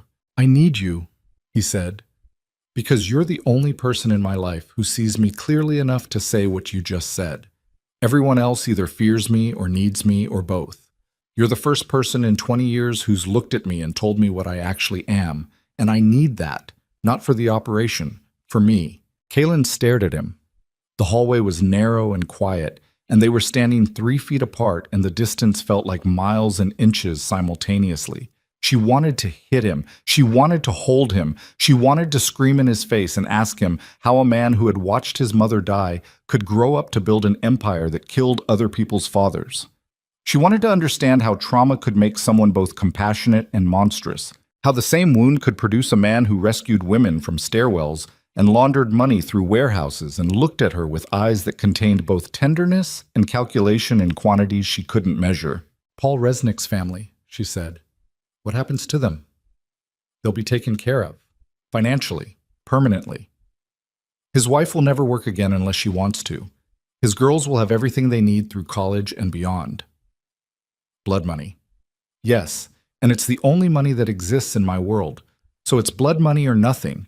Which do you want me to offer them? She didn't answer, couldn't, because the moral architecture of her life had been demolished so thoroughly in the last 48 hours that she no longer had a framework for distinguishing right from wrong, only degrees of wrong, and the distance between those degrees was shrinking by the hour. She slept for 3 hours on a couch in the study. Not real sleep, the shallow, fragmented kind where the body shuts down in self-defense while the mind continues running scenarios, replaying the footage of a burning building, calculating the weight of a dead man's name on a staffing form. When she woke, gray light was pushing through the curtains, and the house was alive with controlled chaos. Phones ringing, footsteps in hallways, the low murmur of men discussing violence in the language of logistics. Declan briefed her at 7 a.m., not because Roman asked him to, because she demanded it. 3 coordinated hits overnight, he said. They were in the kitchen. Enormous, industrial, stainless steel, and marble. The kind of kitchen designed for catering events that served 100 people. Declan sat at the island with a tablet and a cup of coffee that he hadn't touched. Kenosha Warehouse. Milwaukee Distribution Center. Minor damage, incendiary failed to fully ignite. and a restaurant in Chicago, Lincoln Park. Roman's accountant was having dinner there with his wife. Car bomb in the parking structure. He survived. His wife is in intensive care with spinal injuries. The accountant's wife, Margaret Doyle, 56, retired teacher. Kaylin pressed her palms flat on the marble countertop. The stone was cold. She needed the cold. Needed something solid and sharp against her skin to keep her tethered to the physical world, because the information Declan was delivering had the quality of something happening on a screen, something distant and unreal. And if she let it stay unreal, she would lose the ability to respond to it, and responding was the only thing she had left. What's Roman's plan? Declan looked at her with an expression she couldn't read. Not hostility, not dismissal. Something closer to evaluation. The look of a man who'd worked for Roman Vescari for a decade and had never seen a civilian sit at this table and ask that question with that tone of voice. Contain, reinforce, retaliate. Specifics. That's above your... Nothing is above my clearance anymore. I signed the contracts. I built the systems. A man died in my facility. I'm in this, Declan, all the way to the bottom, and if you shut me out of the planning, I'll go find the information myself, and I won't be gentle about how I get it. Declan studied her for 5 seconds. Then he unlocked his tablet and turned it toward her. The screen showed a map. Chicago and Milwaukee, connected by a network of lines and nodes. Properties, warehouses, distribution points, safe houses, legitimate businesses, and illegitimate operations, all laid out in a grid that looked exactly like the logistics networks Kaylin had built, because they were the logistics networks she'd built, repurposed now for war. Moretti's operation is headquartered in a compound outside Antioch, Declan said. 40 acres, fenced, guarded, cameras on every approach. He runs his northern operations from there, gambling, loan distribution, enforcement. His inner circle is 8 men. His security detail rotates in 12-hour shifts, 6 men per shift, all armed, most former military. What about law enforcement? Moretti has relationships with local PDs in Lake County and parts of Kenosha County. State police are unreliable. FBI has been building a case on him for 3 years, but they're understaffed, and Moretti's attorneys are better than theirs. So he's untouchable through legal channels. Effectively. And Roman's approach? Declan paused. The kind of pause that carries weight. Roman wants to take the compound, eliminate Moretti, dismantle the operation at the source. Take the compound meaning what? Meaning take the compound. The words sat between them on the marble countertop like something that had been placed there deliberately, carefully, the way you place a weapon on a table, not as a threat but as a fact, an object that exists and must be dealt with regardless of how anyone feels about it. When? Kaylin asked. Roman wants 72 hours to position assets. Intelligence, personnel, equipment. 72 hours is too long. Moretti hit 3 targets in one night. If he knows we're regrouping, he'll hit again before we're ready. Declan looked at her. Really looked, and something shifted in his expression. The evaluation completed, the results filed, a conclusion reached. He nodded once. Tell Roman, he said, and it was the first time she'd heard him say those words to anyone who wasn't already part of the inner circle. She found Roman in the basement operations room. He'd been there all night. His shirt was wrinkled, sleeves still pushed to his elbows. The scars on his forearms visible under the fluorescent light like a map of everything he'd survived. He was standing behind one of the operators, watching data scroll across a screen, and when Kaylin walked in, he turned to her with eyes that were bloodshot and burning and alive in a way she'd never seen. The eyes of a man who had been pushed to the edge of his own control and was holding on with everything he had. 72 hours is too long, she said. I need time to... You need time he won't give you. He hit 3 targets in one night, Roman. 3. Coordinated. Simultaneous. That's not intimidation, that's a campaign. He's already moving to the next phase, and if you spend 3 days positioning assets, he'll burn through every piece of infrastructure we have left. She heard the word land, heard what it meant to him, watched his eyes change, not soften, never soften, but shift, recalibrate, incorporate a new variable into the equation he was constantly running behind those gray irises. She confirmed, because I built the systems he's destroying and I know their architecture better than anyone in this room, including you. I know which properties are critical and which are expendable. I know which supply chains can absorb disruption and which will collapse if they lose a single node. I know the logistics of your empire because I designed the logistics of your empire. And if you want to protect what's left of it while you go after Moretti, you need someone managing the operational backbone who can keep it running under combat conditions. Roman stared at her. The room was quiet, except for the hum of electronics and the distant rattle of the HVAC system pushing air through the concrete bunker. You're not trained for this, he said. I'm trained for exactly this. Everything I've done for the last 4 months has been crisis logistics under pressure. The only difference is the nature of the crisis. The difference is people die. People already died. Paul Resnick died. Margaret Doyle is in a hospital bed. How many more die while you spend 72 hours being careful? The operator nearest them turned in his chair and looked at Roman with an expression that said, "She's right, and we both know it." And Roman saw the look, and his jaw worked and his hands opened and closed at his sides in a rhythm that Kaylin recognized because it was the same rhythm her own hands made when she was fighting the urge to do something she couldn't take back. 48 hours, he said. I can compress the timeline to 48. 36. That's not 36 hours, Roman. I'll have the operational infrastructure secured and redundancy protocols activated within 24. You use the remaining 12 to position your assault team. We hit the compound at dawn on Thursday. The room went very still. Roman looked at her the way you look at something you thought you understood and are now seeing for the first time. Not the woman from the stairwell. Not the logistics analyst from the conference room. Not the project he'd rescued or the asset he'd deployed or the lover he'd been circling for months with the cautious gravity of a man who didn't trust himself to get close without causing damage. Something new. Something that had been forged in the fire of the last 48 hours. Out of betrayal and revelation and grief and rage and the absolute bone-deep refusal to be passive one more second in a life that had been defined by passivity. 36 hours, he said. She spent those 36 hours becoming someone she didn't recognize. She mapped every remaining asset in Roman's network.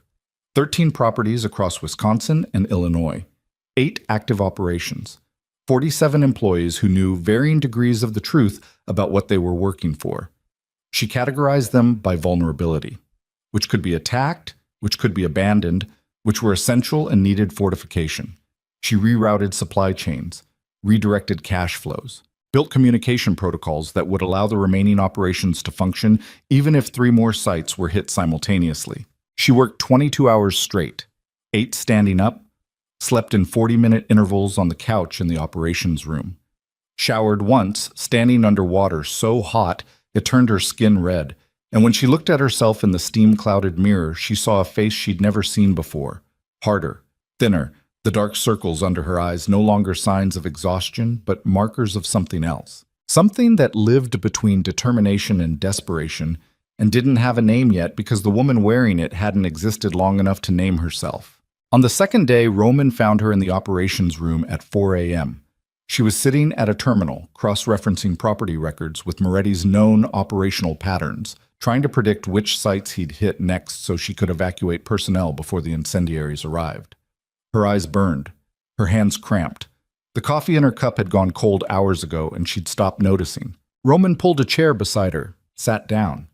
Didn't say anything for a long time, just sat there in the blue light of the monitors, close enough that she could feel the heat of his body, and the proximity did something to the air between them, charged it, weighted it, made the silence between them feel like a conversation that was happening in a language neither of them had learned to speak out loud yet. "You should sleep," he said. "You should have told me the truth 4 months ago." "Yes. Then we'd be having a different conversation right now." "What conversation would that be?" She turned to look at him. His face was close, inches. She could see the grain of stubble along his jaw, the faint scar that ran from his left eyebrow into his hairline, a scar she'd never noticed before, or maybe had noticed and filed away in the growing catalog of damage she was building around this man. An atlas of violence received and violence survived. "I don't know," she said, "but it wouldn't involve 36-hour countdowns and assault teams." "Maybe not." He paused. "Or maybe it would. Maybe this was always where it was going. Maybe 2 people who were built the way we were built don't get to have the other kind of conversation." "What kind is that?" the kind where nobody's bleeding. She felt something crack in her chest. Not break, crack. The way ice cracks on the surface of a lake in early spring, the fracture spreading outward in lines that are invisible until the whole surface gives way and the water underneath rushes up.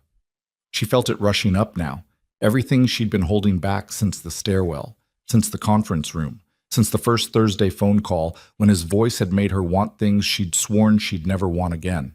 After this is over, she said, after Moretti, after the war, if we survive, I need you to tell me one true thing. What thing? Whether any of it was real, not the operation, not the strategy, not the empire. Whether what happened between us, the conversations, the silences, the way you look at me when you think I'm not watching. Whether any of that was real or whether it was all just another system you built to keep me where you needed me. Roman looked at her. The monitors cast blue light across half his face and left the other half in shadow, and the division was so precise it looked intentional. One side illuminated, one side dark, the two halves of a man who had spent his life trying to reconcile the violence he'd inherited with the tenderness he'd been too afraid to trust. It was real, he said. All of it. That's the part that scares me. Why? Because I can manage everything else. The empire, the war, Moretti, the FBI. All of it runs on logic and leverage and systems I understand. But this?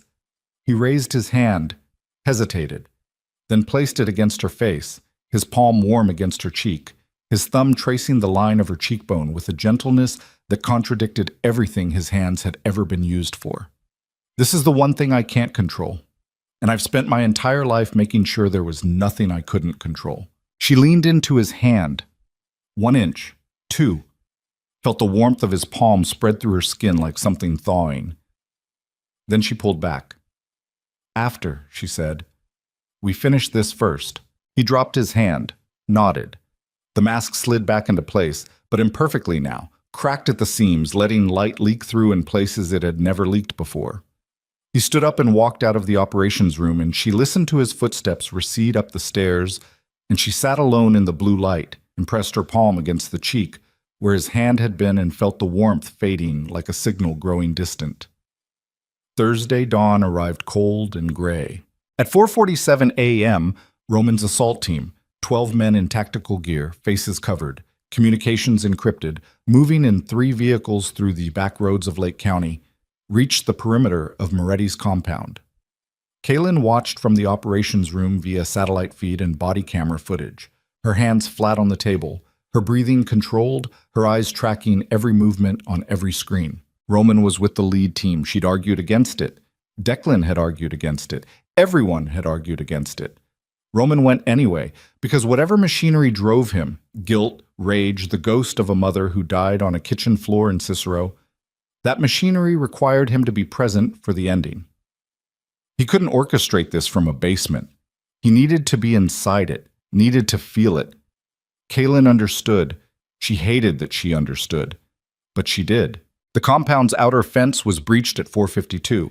Cameras were looped, guard rotations exploited, motion sensors bypassed using intelligence that Kaylin had helped compile from property records and utility filings and building permits that most people wouldn't think to examine for tactical value, but that she'd read the way she read supply chain analyses, looking for patterns, weaknesses, the places where systems failed and gaps appeared. The first guard went down silently at 4:56, then the second, then the third.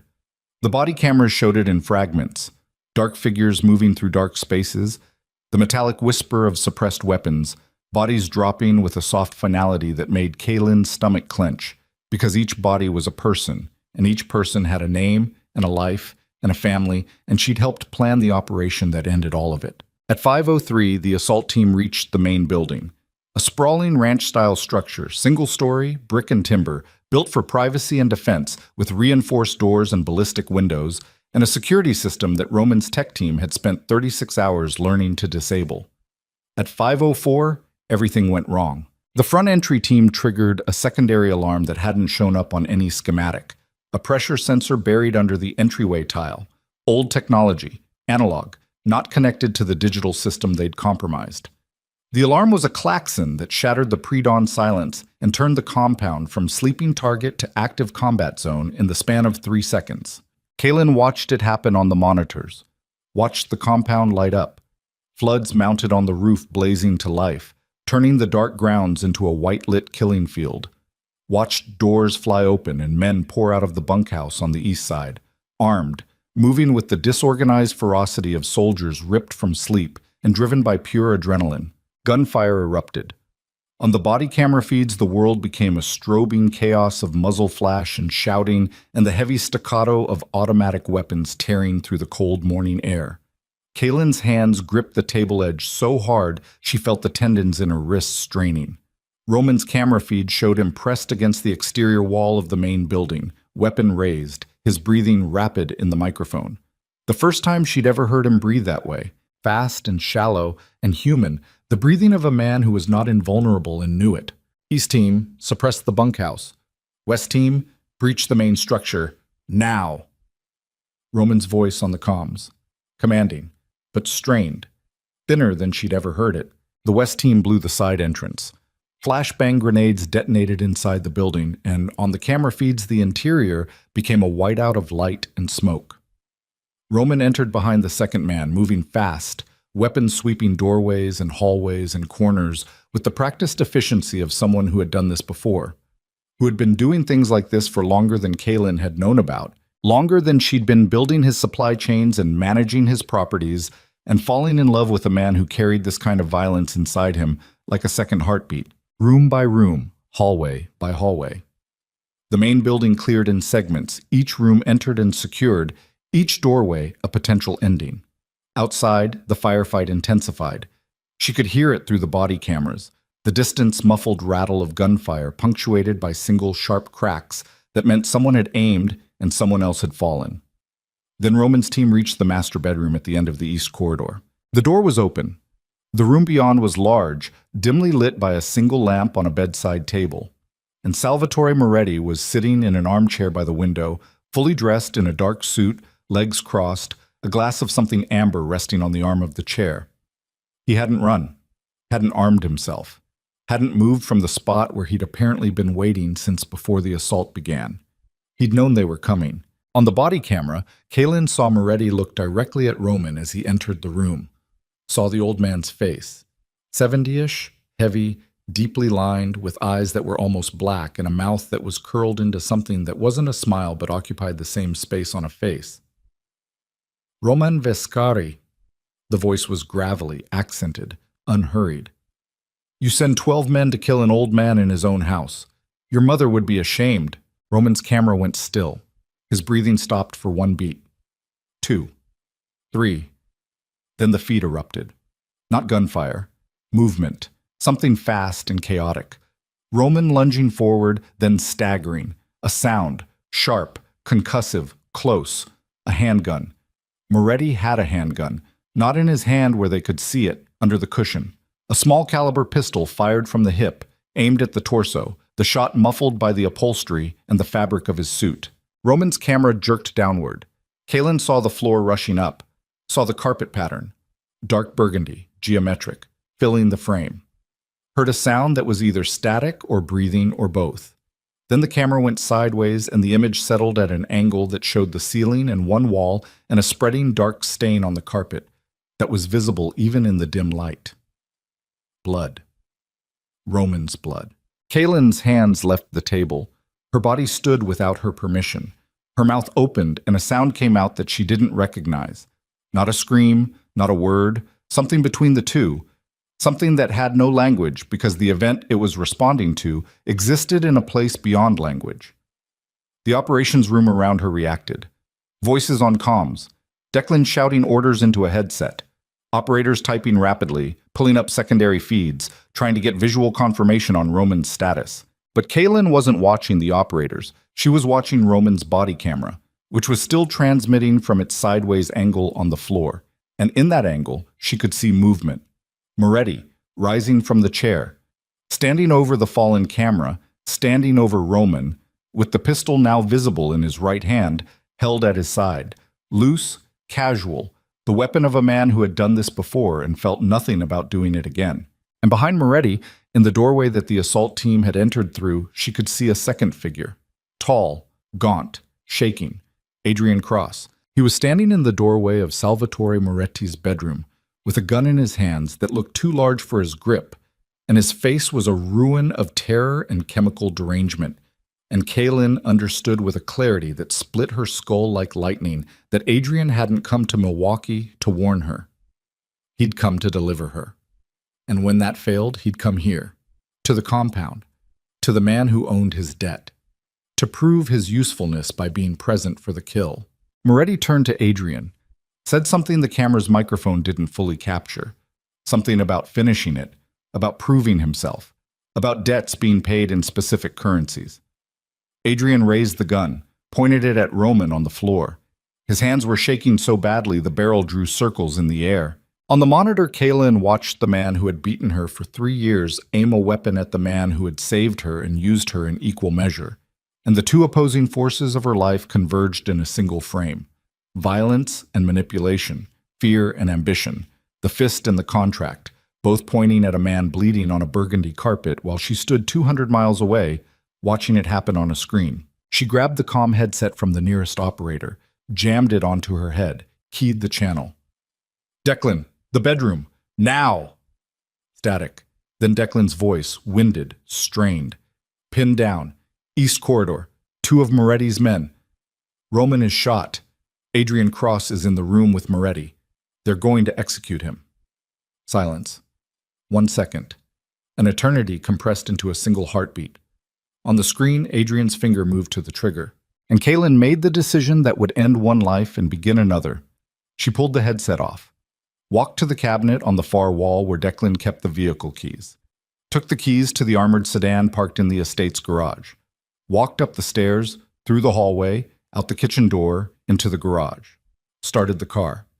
The engine turned over with a sound like a heart restarting. She pulled out of the estate at 5:11 a.m. Antioch was 97 minutes north. She drove it in 53, the speedometer buried past 100 on empty pre-dawn highways, the car eating asphalt in the dark while the comm unit on the passenger seat crackled with voices she couldn't fully hear and didn't need to because the only voice that mattered was the one in her own head, the one that had been silent for 3 years and was now speaking with a clarity that felt like bone-breaking and reforming into something harder. She reached the compound at 6:04 a.m. The gate was open, blown open by the assault team, twisted metal hanging from its hinges like a broken jaw. She drove through without slowing, past the bunkhouse where bodies lay in the cold morning light, past the vehicle yard where bullet-pocked SUVs smoldered, up the gravel drive to the main building's shattered side entrance. She killed the engine, opened the glove compartment. Inside was a Glock 19 that Declan kept in every vehicle as standard protocol. She'd never held a handgun before. It was heavier than she'd expected and lighter than she'd feared, and the grip fit her hand with an intimacy that felt obscene. She got out of the car. The morning air smelled like cordite and something chemical, and underneath it all, the iron-sweet smell of blood, a smell she knew from bathrooms and kitchen floors and the back of her own throat, a smell that had once meant she was the one bleeding and now meant something entirely different. She walked into the building. The hallway was wrecked, drywall cratered, light fixtures hanging by wires, shell casings scattered across the floor like brass seeds. She stepped over debris and bodies and the remnants of a security system that had failed to protect anyone. Her socked feet from the stairwell were gone. She was wearing boots now. Roman's estate had a closet full of tactical gear, and she dressed without thinking, the way you dress for weather, the way you prepare for an environment that requires specific equipment to survive in.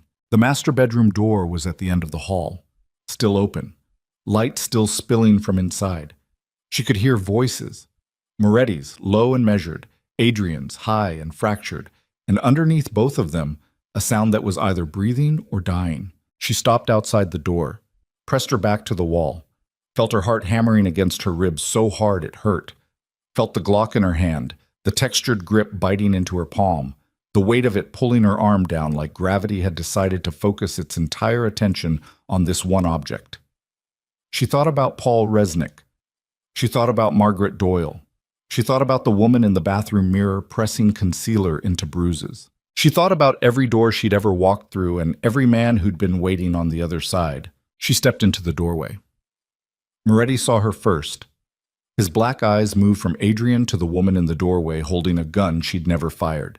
And what crossed his face was not fear, but something worse: amusement. The indulgent, contemptuous amusement of a man who had spent a lifetime watching people arrive at moments they weren't equipped for. Adrian turned, the gun in his hand swung toward her reflexively, then away, then back, then down. His body couldn't decide what she was: threat or refuge. The woman he'd beaten or the woman he'd come to deliver. And the confusion on his face was so total, it looked like a different kind of pain. Roman was on the floor between them, eyes open, hands pressed against his lower right abdomen where blood seeped between his fingers in dark pulses. He was conscious, breathing, watching her with those gray eyes that had seen her in a conference room, in a stairwell, in a diner, and an operations bunker, and were now seeing her in the doorway of a room where he was bleeding to death. And what she saw in those eyes was not surprise. He'd known she would come. Kaylin. Moretti's voice filled the room like smoke. The woman at the center of everything. I've heard so much about you. He gestured with the pistol. Casual, almost elegant. Please, come in. We were just deciding how this ends. She stepped into the room. The gun in her hand was steady. Her hands were not shaking. For the first time in her life, her hands were not shaking, and the absence of tremor frightened her more than any tremor ever had because it meant something inside her had changed at a level she couldn't reach or reverse. 3 people in a room, 2 guns, 1 man bleeding. And the woman who had spent her entire adult life being used by men was now standing at the center of it all, holding the only weapon that wasn't pointed at someone she cared about. And the choice before her was not a choice at all, but a transformation. The final, irreversible step across a line that separated the person she had been from the person she was about to become. Adrian looked at her. His eyes were streaming. His broken fingers trembled on the gun. "Kay," he whispered. "I'm sorry. I'm so sorry." Moretti smiled. Roman bled. And Kaylin raised the Glock and felt the trigger against her finger and understood, with a finality that tasted like iron and gunpowder and the cold morning air pouring through the shattered windows of a dead man's house, that the next 3 seconds would determine not just who lived and who died, but who she would be for every remaining second of her life. She fired. Not at Adrian, not at Moretti, at the lamp on the bedside table. The bulb exploded and the room plunged into half-darkness, lit only by the gray pre-dawn light bleeding through the shattered window. In the fraction of a second that followed, the fraction where Moretti's eyes flinched toward the sound, and Adrian's hands jerked reflexively, and the shadows reshuffled everything in the room like a deck of cards thrown into the air, Kaylin moved, not forward, sideways, dropping low, angling left, putting the heavy oak dresser between herself and Moretti's line of fire. She'd never been trained for this, but 3 years of living with a man who struck without warning had built reflexes that operated below the level of conscious thought, reflexes that measured angles and distances and reaction times the way other people's bodies measured temperature, automatically, instantly, without permission. Moretti fired. The bullet hit the dresser 6 inches from her head and sent splinters raking across her cheek like tiny claws. The sound was enormous in the enclosed space, a concussive crack that compressed the air and left her ears ringing with a high metallic tone that turned all subsequent sounds into something underwater. Adrian screamed. Not a word. A sound. The sound of a man whose nervous system had reached its absolute capacity and was now venting pressure the only way it knew how. Through the throat, through the mouth, through a vocal apparatus that had been built for language and was now being used for something more primitive. Through the ringing in her ears, Kaylin heard Moretti's voice, calm, amused, terrifyingly controlled. "You should have aimed at me, girl." She didn't respond. She was already moving again, crawling along the base of the dresser toward Roman, who lay 3 feet away with his hands still pressed against the wound in his abdomen and his eyes tracking her movement with a focus that suggested he was operating on willpower alone, his body shutting down in stages while his mind refused to follow. She reached him, pressed her hand over his. His blood was warm between her fingers, slick and constant, and the volume of it told her things she didn't want to know. That the bullet had hit something vascular, that the bleeding was internal as well as external, that the window between where they were and where he needed to be was measured in minutes, not hours. Can you move? She whispered. Not fast. His voice was a rasp. Thin, like paper tearing slowly. Moretti's got 4 rounds left. He's between us and the door. Adrian? Useless. He's frozen. She looked across the room. In the gray light, she could see Adrian standing exactly where he'd been when she'd entered. Back against the far wall, gun hanging at his side. His body locked in that particular paralysis that comes not from courage or cowardice, but from a system failure so complete that the body simply stops receiving instructions. His eyes were open, and they were looking at her, and they were seeing nothing. Moretti had moved. She couldn't see him clearly. The darkness and the furniture created a geography of shadows that shifted every time the light changed.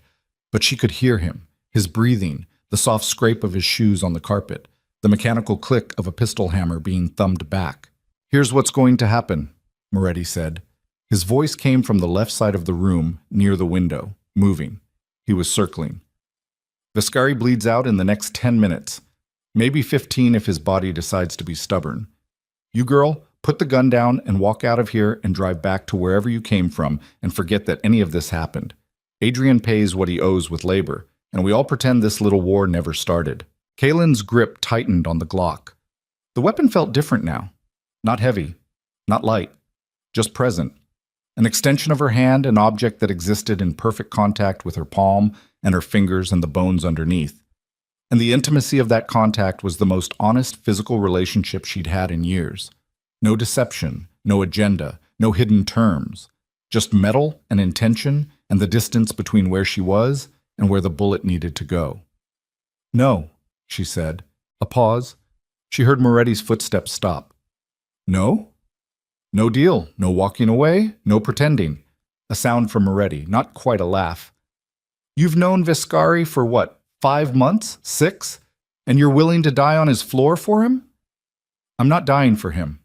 I'm deciding for myself, for the first time. You don't get to understand that. Moretti resumed moving. She tracked the sound. He was circling toward the door, toward the exit, positioning himself with the tactical patience of a man who had survived decades in this business, by never being the one trapped in a room. But Kaylin knew rooms. She'd spent 3 years mapping the geometry of enclosed spaces. Every apartment she'd shared with Adrian had been a battlefield she'd memorized down to the last piece of furniture, the last shadow, the last angle where a body could hide or a fist could reach. She knew where the blind spots were. She knew how sound traveled in spaces with hard surfaces and soft carpeting. She knew that Moretti's voice was bouncing off the window behind him, which meant the window was within 2 feet of his position, which meant she knew exactly where he was, even though she couldn't see him. She raised the Glock over the edge of the dresser, didn't aim at where his voice was, aimed at the window behind his voice, the window that would reflect muzzle flash and show her his silhouette in the fraction of a second between firing and the bullet arriving. But she didn't fire. Not yet. Adrian? Her voice cut through the room like a blade through fabric. Look at me. No response. She could see his outline against the far wall, still frozen, still absent. Adrian, look at me. His head moved. Slowly. Mechanically. The way a machine moves when power returns after a blackout. Stuttering, uncertain, testing whether its own joints still work. You told me you came to warn me, she said. You told me you weren't going to hand me to someone worse than you. Was that true? Silence. Then, from the darkness against the wall, a sound that was almost a word. Yes. Then prove it. Right now. In the next 5 seconds. Prove you're something other than what you've always been. She watched his silhouette shift, watched his arm move, the arm holding the gun he'd been pointing at Roman before she entered the room. The gun that was now hanging at his side like something he'd forgotten he was carrying. Moretti's voice came sharp and fast. Don't be stupid, Adrian. You pull that trigger at me and my people will find your mother in Indiana within 24 hours. Kaylin felt the air in the room change, felt the temperature of Adrian's paralysis shift from frozen to molten, from locked to loaded, because Moretti had made a mistake. A tactical mistake. He'd threatened the one person Adrian Cross had never, in all his years of destruction, been willing to harm. His mother in Bloomington. The woman who called every Sunday. The woman who accepted every excuse.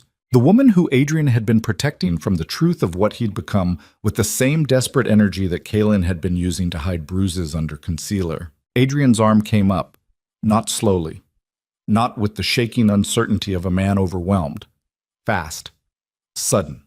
The way his arm used to come up in apartments and kitchens and hallways. The explosive, unthinking speed of a man whose body knew violence. The way a pianist's hands know keys, automatically, without consultation. The motion already completed before the decision to make it had fully formed. He fired at Moretti's voice. The shot went wide, hit the wall 2 feet to the right of where Moretti stood, but it did what Kaylin needed it to do. It forced Moretti to move, to react, to shift his weight left toward the window, and in the muzzle flash of Adrian's shot, she saw him. A dark shape against darker glass. 2 feet from where she'd predicted. Close enough. She fired 3 times. The first shot hit the window frame. The second hit Moretti in the left shoulder and spun him sideways. The third hit him in the chest. Moretti staggered. His pistol went off. Reflexive. Undirected. The bullet burying itself in the ceiling. He took 1 step backward. Then another. His back hit the window behind him, and the glass, already weakened by the assault team's earlier work, gave way with a sound like ice breaking, and Salvatore Moretti fell through the frame and landed on the frozen ground outside with a sound that was soft and final and terrible. The room went quiet. Not silent. Quiet. The kind of quiet that fills a space where violence has just been and hasn't fully left. The air still charged, the walls still ringing, the aftermath settling over everything like snow falling on a car wreck. Kaylin lowered the Glock. Her arms were shaking now. The steadiness that had possessed her for the last 60 seconds, the preternatural calm that had turned her into something she didn't recognize, drained out of her body like water through a cracked vessel, and what remained was a woman kneeling beside a bleeding man on a burgundy carpet with the smell of gunpowder in her hair and 3 bullet casings on the floor that she had put there. She pressed both hands against Roman's wound. "Stay awake. Declan is coming. Stay awake." Roman's eyes found hers, glazed, dimming, but present. "You came." "I drove 53 minutes at 112 miles an hour to get here. So yes, I came. Don't make me regret it by dying." The ghost of something that wasn't a smile moved across his face. The closest Roman Viscari had ever come to humor, and it happened while he was bleeding out on the floor of his enemy's bedroom. "Wouldn't dream of it," he said. Then his eyes closed. Roman. His chest was still moving, shallow, rapid, but moving.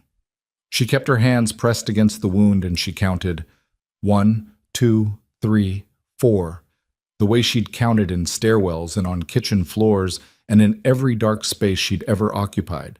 The rhythm a tether, a rope thrown into the void, something to hold on to while the world tried to pull her under. Footsteps in the hallway. Running.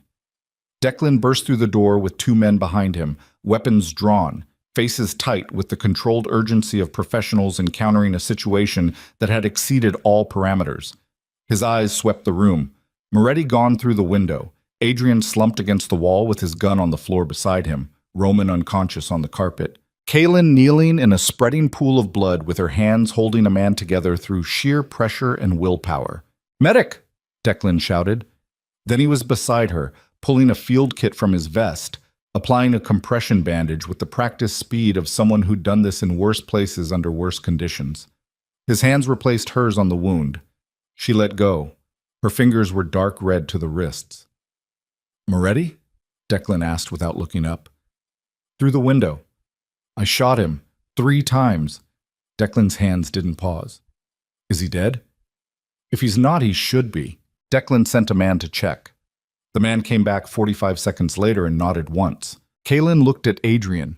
He was sitting on the floor now, legs spread, back against the wall, staring at his empty hands. The gun lay beside him where he'd dropped it, and the distance between his fingers and the weapon was maybe 8 inches, but it looked like miles, like the space between the person he'd been 30 seconds ago and the person he was now, and Kaylin understood that distance because she was living inside a similar one. "Adrian." He looked up. His face was wet. His broken fingers were cradled against his chest. His eyes were the eyes of a man who had just done the only decent thing he'd done in years and didn't know how to carry the weight of it. "Thank you," she said. He shook his head. Don't thank me." You made a choice. I made a choice that should have been easy, and it took me 31 years to make it. That's not something you thank a person for. That's something a person carries. He looked at the blood on the carpet, at Roman's still face, at the shattered window where Moretti had fallen through. Then he looked back at her. I loved you, Kay. I know that doesn't mean anything coming from me. I know what I did to you, but I loved you. Badly. The worst way a person can love someone. But it was real. I know it was real, she said. That was always the worst part. He nodded, slow, like the motion itself cost him something he couldn't afford. Then he reached for the gun beside him. Don't, Kaylin said. I'm not going to use it. He picked it up, ejected the magazine, pulled the slide back to clear the chamber, and set all three pieces on the floor in front of him. Disassembled, neutralized, harmless. A weapon taken apart by the hands that had carried it. I'm done, he said, with all of it. Declan's people took Adrian out of the room. Not gently, not roughly. With the efficient indifference of men who dealt with damaged things on a regular basis and had learned to handle them without attachment. Kaylin watched him go. Watched the man who had defined her 20s walk down a hallway littered with shell casings and into a morning that was just beginning to turn gold at the edges. And she felt something that she hadn't expected to feel. Not hatred, not forgiveness. Grief. The particular grief that comes from watching something that was never good finally become what it should have been, too late, after too much damage, in a room full of blood that didn't need to be spilled. The helicopter arrived 19 minutes later. Medical evacuation called in by Declan, landing on the compound's north lawn with rotors beating the frozen air into a frenzy that rattled the remaining windows in the main building. Roman was loaded on a stretcher, IV already running, compression bandage soaked through and replaced twice. Kaylin climbed in beside him. Nobody told her she couldn't. Nobody would have dared. The flight to the trauma center in Chicago took 31 minutes. She held Roman's hand the entire time. His fingers were cold, limp. But every few minutes, so faintly she might have been imagining it, they tightened around hers. A pressure so slight it could have been a muscle spasm or a reflex or the involuntary firing of a nervous system that was shutting down in stages. But she chose to believe it was intentional. She chose to believe he knew she was there. He went into surgery at 7:42 a.m. The bullet had nicked his hepatic artery. The surgeon, a woman with steady hands and a face that communicated nothing except competence, told Kaylin it would be 5 hours, maybe 6. She said the words significant blood loss and guarded prognosis, and Kaylin heard them the way you hear traffic noise from inside a building, present, constant, carrying information you don't want to process. She sat in a waiting room that smelled like floor cleaner and stale coffee, and she stared at her hands, still red. She'd washed them twice in the helicopter and once in the hospital bathroom, and the blood was gone, but the color remained in her mind, a stain that existed not on the skin but underneath it, in the tissue, in the muscle, in the bone. She had killed a man. She had fired 3 bullets into a human being, and one of those bullets had ended his life, and his body was lying on frozen ground outside a compound in Lake County, and the last thing he'd seen before the glass broke behind him was her face. She waited. 6 hours became 7. 7 became 8. Declan appeared at some point with coffee she didn't drink and information she couldn't absorb. The compound was being cleaned, evidence removed, official narratives constructed, the machinery of concealment operating with the same efficiency that the machinery of violence had operated with 12 hours earlier. The dead were being buried in stories. The truth was being folded into shapes that fit inside legal frameworks and official reports, and the kind of explanations that satisfied investigators who didn't want to look too closely. Adrian was in custody, not police custody, Roman's custody, held in a location Declan didn't specify, awaiting a decision about what to do with him that nobody was in a position to make because the only person with that authority was on an operating table with a damaged artery and 6 pints of replacement blood. At 3:47 p.m., the surgeon came out. Kaylin stood, her legs held, barely. He's stable, the surgeon said. The arterial repair is holding. Barring complications, he'll recover. Full recovery will take months. He's going to need significant rehabilitation. Kaylin sat back down. Not because her legs gave out, because the weight of the word stable hit her like a physical force and she needed something solid underneath her to absorb the impact. She saw him the next morning. I see you. Machines beeping in rhythms that sounded like a mechanical heartbeat, tubes and wires connecting his body to systems that were doing the work his organs were too damaged to do alone. His face was the color of ash. His eyes, when they opened, were cloudy and slow, and it took them several seconds to find her and several more to focus. "You're here," he said. His voice was paper. Dust. Something that had been through fire and come out the other side, stripped of everything that made it recognizable, except the essential frequency underneath. "I'm here." "Moretti?" "Dead." "Adrian?" "Alive. Contained." Roman closed his eyes. Breathed. The machines beeped.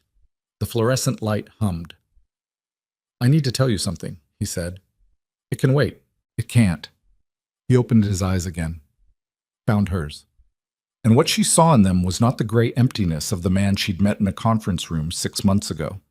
Something had been stripped away by the blood loss and the surgery and the hours of unconsciousness, some protective layer that had been keeping the core of him hidden. And what remained was raw and visible and vulnerable in a way that made her chest ache. "The money laundering," he said. "The operations, all of it. I'm shutting it down, not reducing, not transitioning, shutting down. Every dirty dollar. Every shell company, every operation that can't survive in daylight." He paused, swallowed. The effort of speaking was visible in the tendons of his neck, in the strain around his eyes. "I watched you walk into that room, with a gun, to save me. And I thought, if she dies here, she dies because I built something that put her in this room. And everything I told myself about why I built it, my mother, my father, power, protection, never being powerless again. None of it matters if the thing I built kills the one person who—" He stopped. His jaw tightened. The machines beeped. "The one person who what?" Kaylin said. Roman looked at her, and for the first time since she'd known him, his eyes were wet. "The one person who made me want to be something other than what I am." The words filled the room the way light fills a space when a door opens. Slowly, then all at once, reaching into corners that had been dark for so long they'd forgotten what illumination felt like. Kaylin leaned forward, placed her hand over his on the hospital bed. His skin was warm now, warmer than it had been in the helicopter. The monitors showed a heartbeat that was steady and strong and mechanical in its regularity, a rhythm rebuilt by surgical precision and blood transfusions and the stubborn refusal of a body to stop functioning. "Then be something other than what you are," she said, "and I'll do the same." It took 14 months. 14 months of lawyers and accountants and federal investigators who circled Roman's empire like wolves around a wounded animal, probing for weakness, looking for the entry point that would let them bring the whole structure down. The encrypted drives Kaylin had made became her leverage, not against Roman, but for him. She negotiated with prosecutors, handed over financial records, provided testimony in sealed proceedings that resulted in the dismantling of 16 shell companies, the closure of 4 illegal operations, and the restructuring of Roman's entire business portfolio into something that could withstand the full light of federal scrutiny without casting a shadow. Roman cooperated. Fully. Not because he'd found morality. He was too honest with himself for that kind of self-deception. He cooperated because he'd found something he valued more than power, and the price of keeping it was everything he'd built his identity around. Adrian Cross pleaded guilty to assault charges in Cook County. Kaylin testified. She sat in a witness chair in a courtroom that smelled like wood polish and old carpet, and she described in clinical detail 3 years of violence. Every bruise, every fracture, every night spent counting seconds on a kitchen floor, while a man who claimed to love her demonstrated what love looked like when it was stripped of everything except possession. Adrian sat 15 feet away and listened with his head bowed and his broken fingers interlaced on the defense table. And when she was finished, when the last word had left her mouth, and the courtroom was silent with the particular silence that follows testimony so raw it burns the air, he looked at her. Just once. And what she saw in his eyes was not the rage or the self-pity or the calculated remorse she'd spent 3 years learning to read. It was recognition.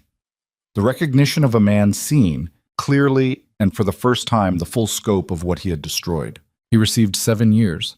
No parole eligibility for 5. When the bailiff let him out, Kaylin watched him go.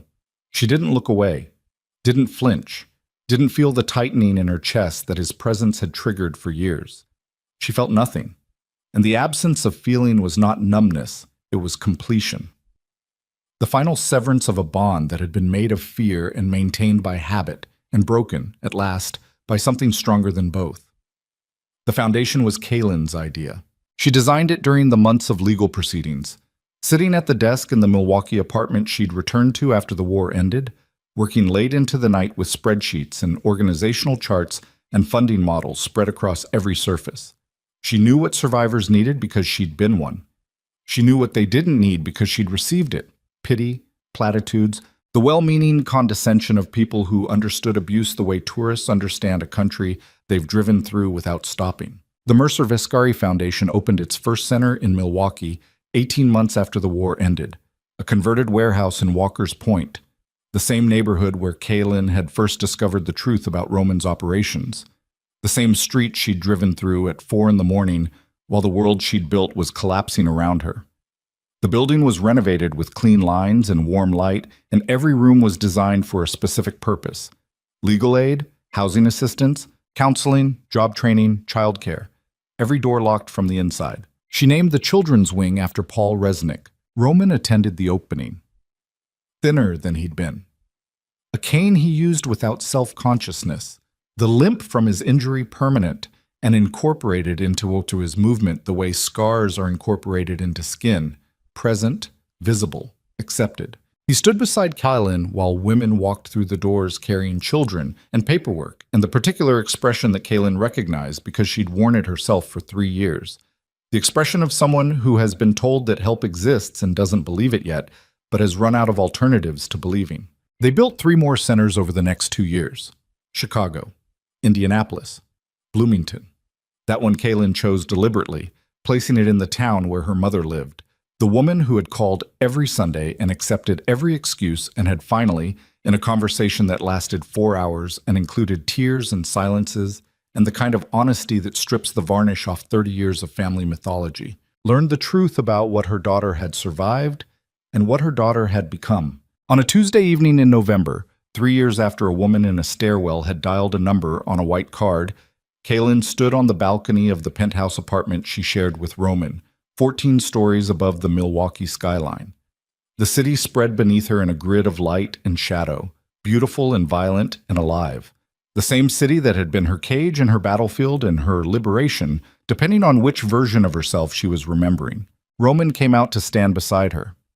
No cane tonight. The limp was there, but the cane was inside, leaning against the wall by the door. And the fact that he'd left it behind was its own kind of statement. A man choosing discomfort over dependence, choosing to stand on his own damaged legs because standing on your own was the whole point of everything they'd survived. Board meeting went long, he said. The Indianapolis expansion? The zoning committee wants additional environmental reviews. It'll add 3 months to the timeline. I'll call their office tomorrow. I know the committee chair. She owes me a favor from the housing code revision last spring. Roman looked at her. In the city light, his face was all planes and angles, the same face she'd seen in a conference room a lifetime ago, except the eyes were different now. Not warmer exactly. Roman would never be warm, but less guarded, more willing to be seen, more willing to let the thing that lived behind the gray, the grief and the rage, and the tenderness he'd spent 30 years treating like a weakness, exist in the open, in the space between them, without defense. Do you regret it? He asked. Any of it.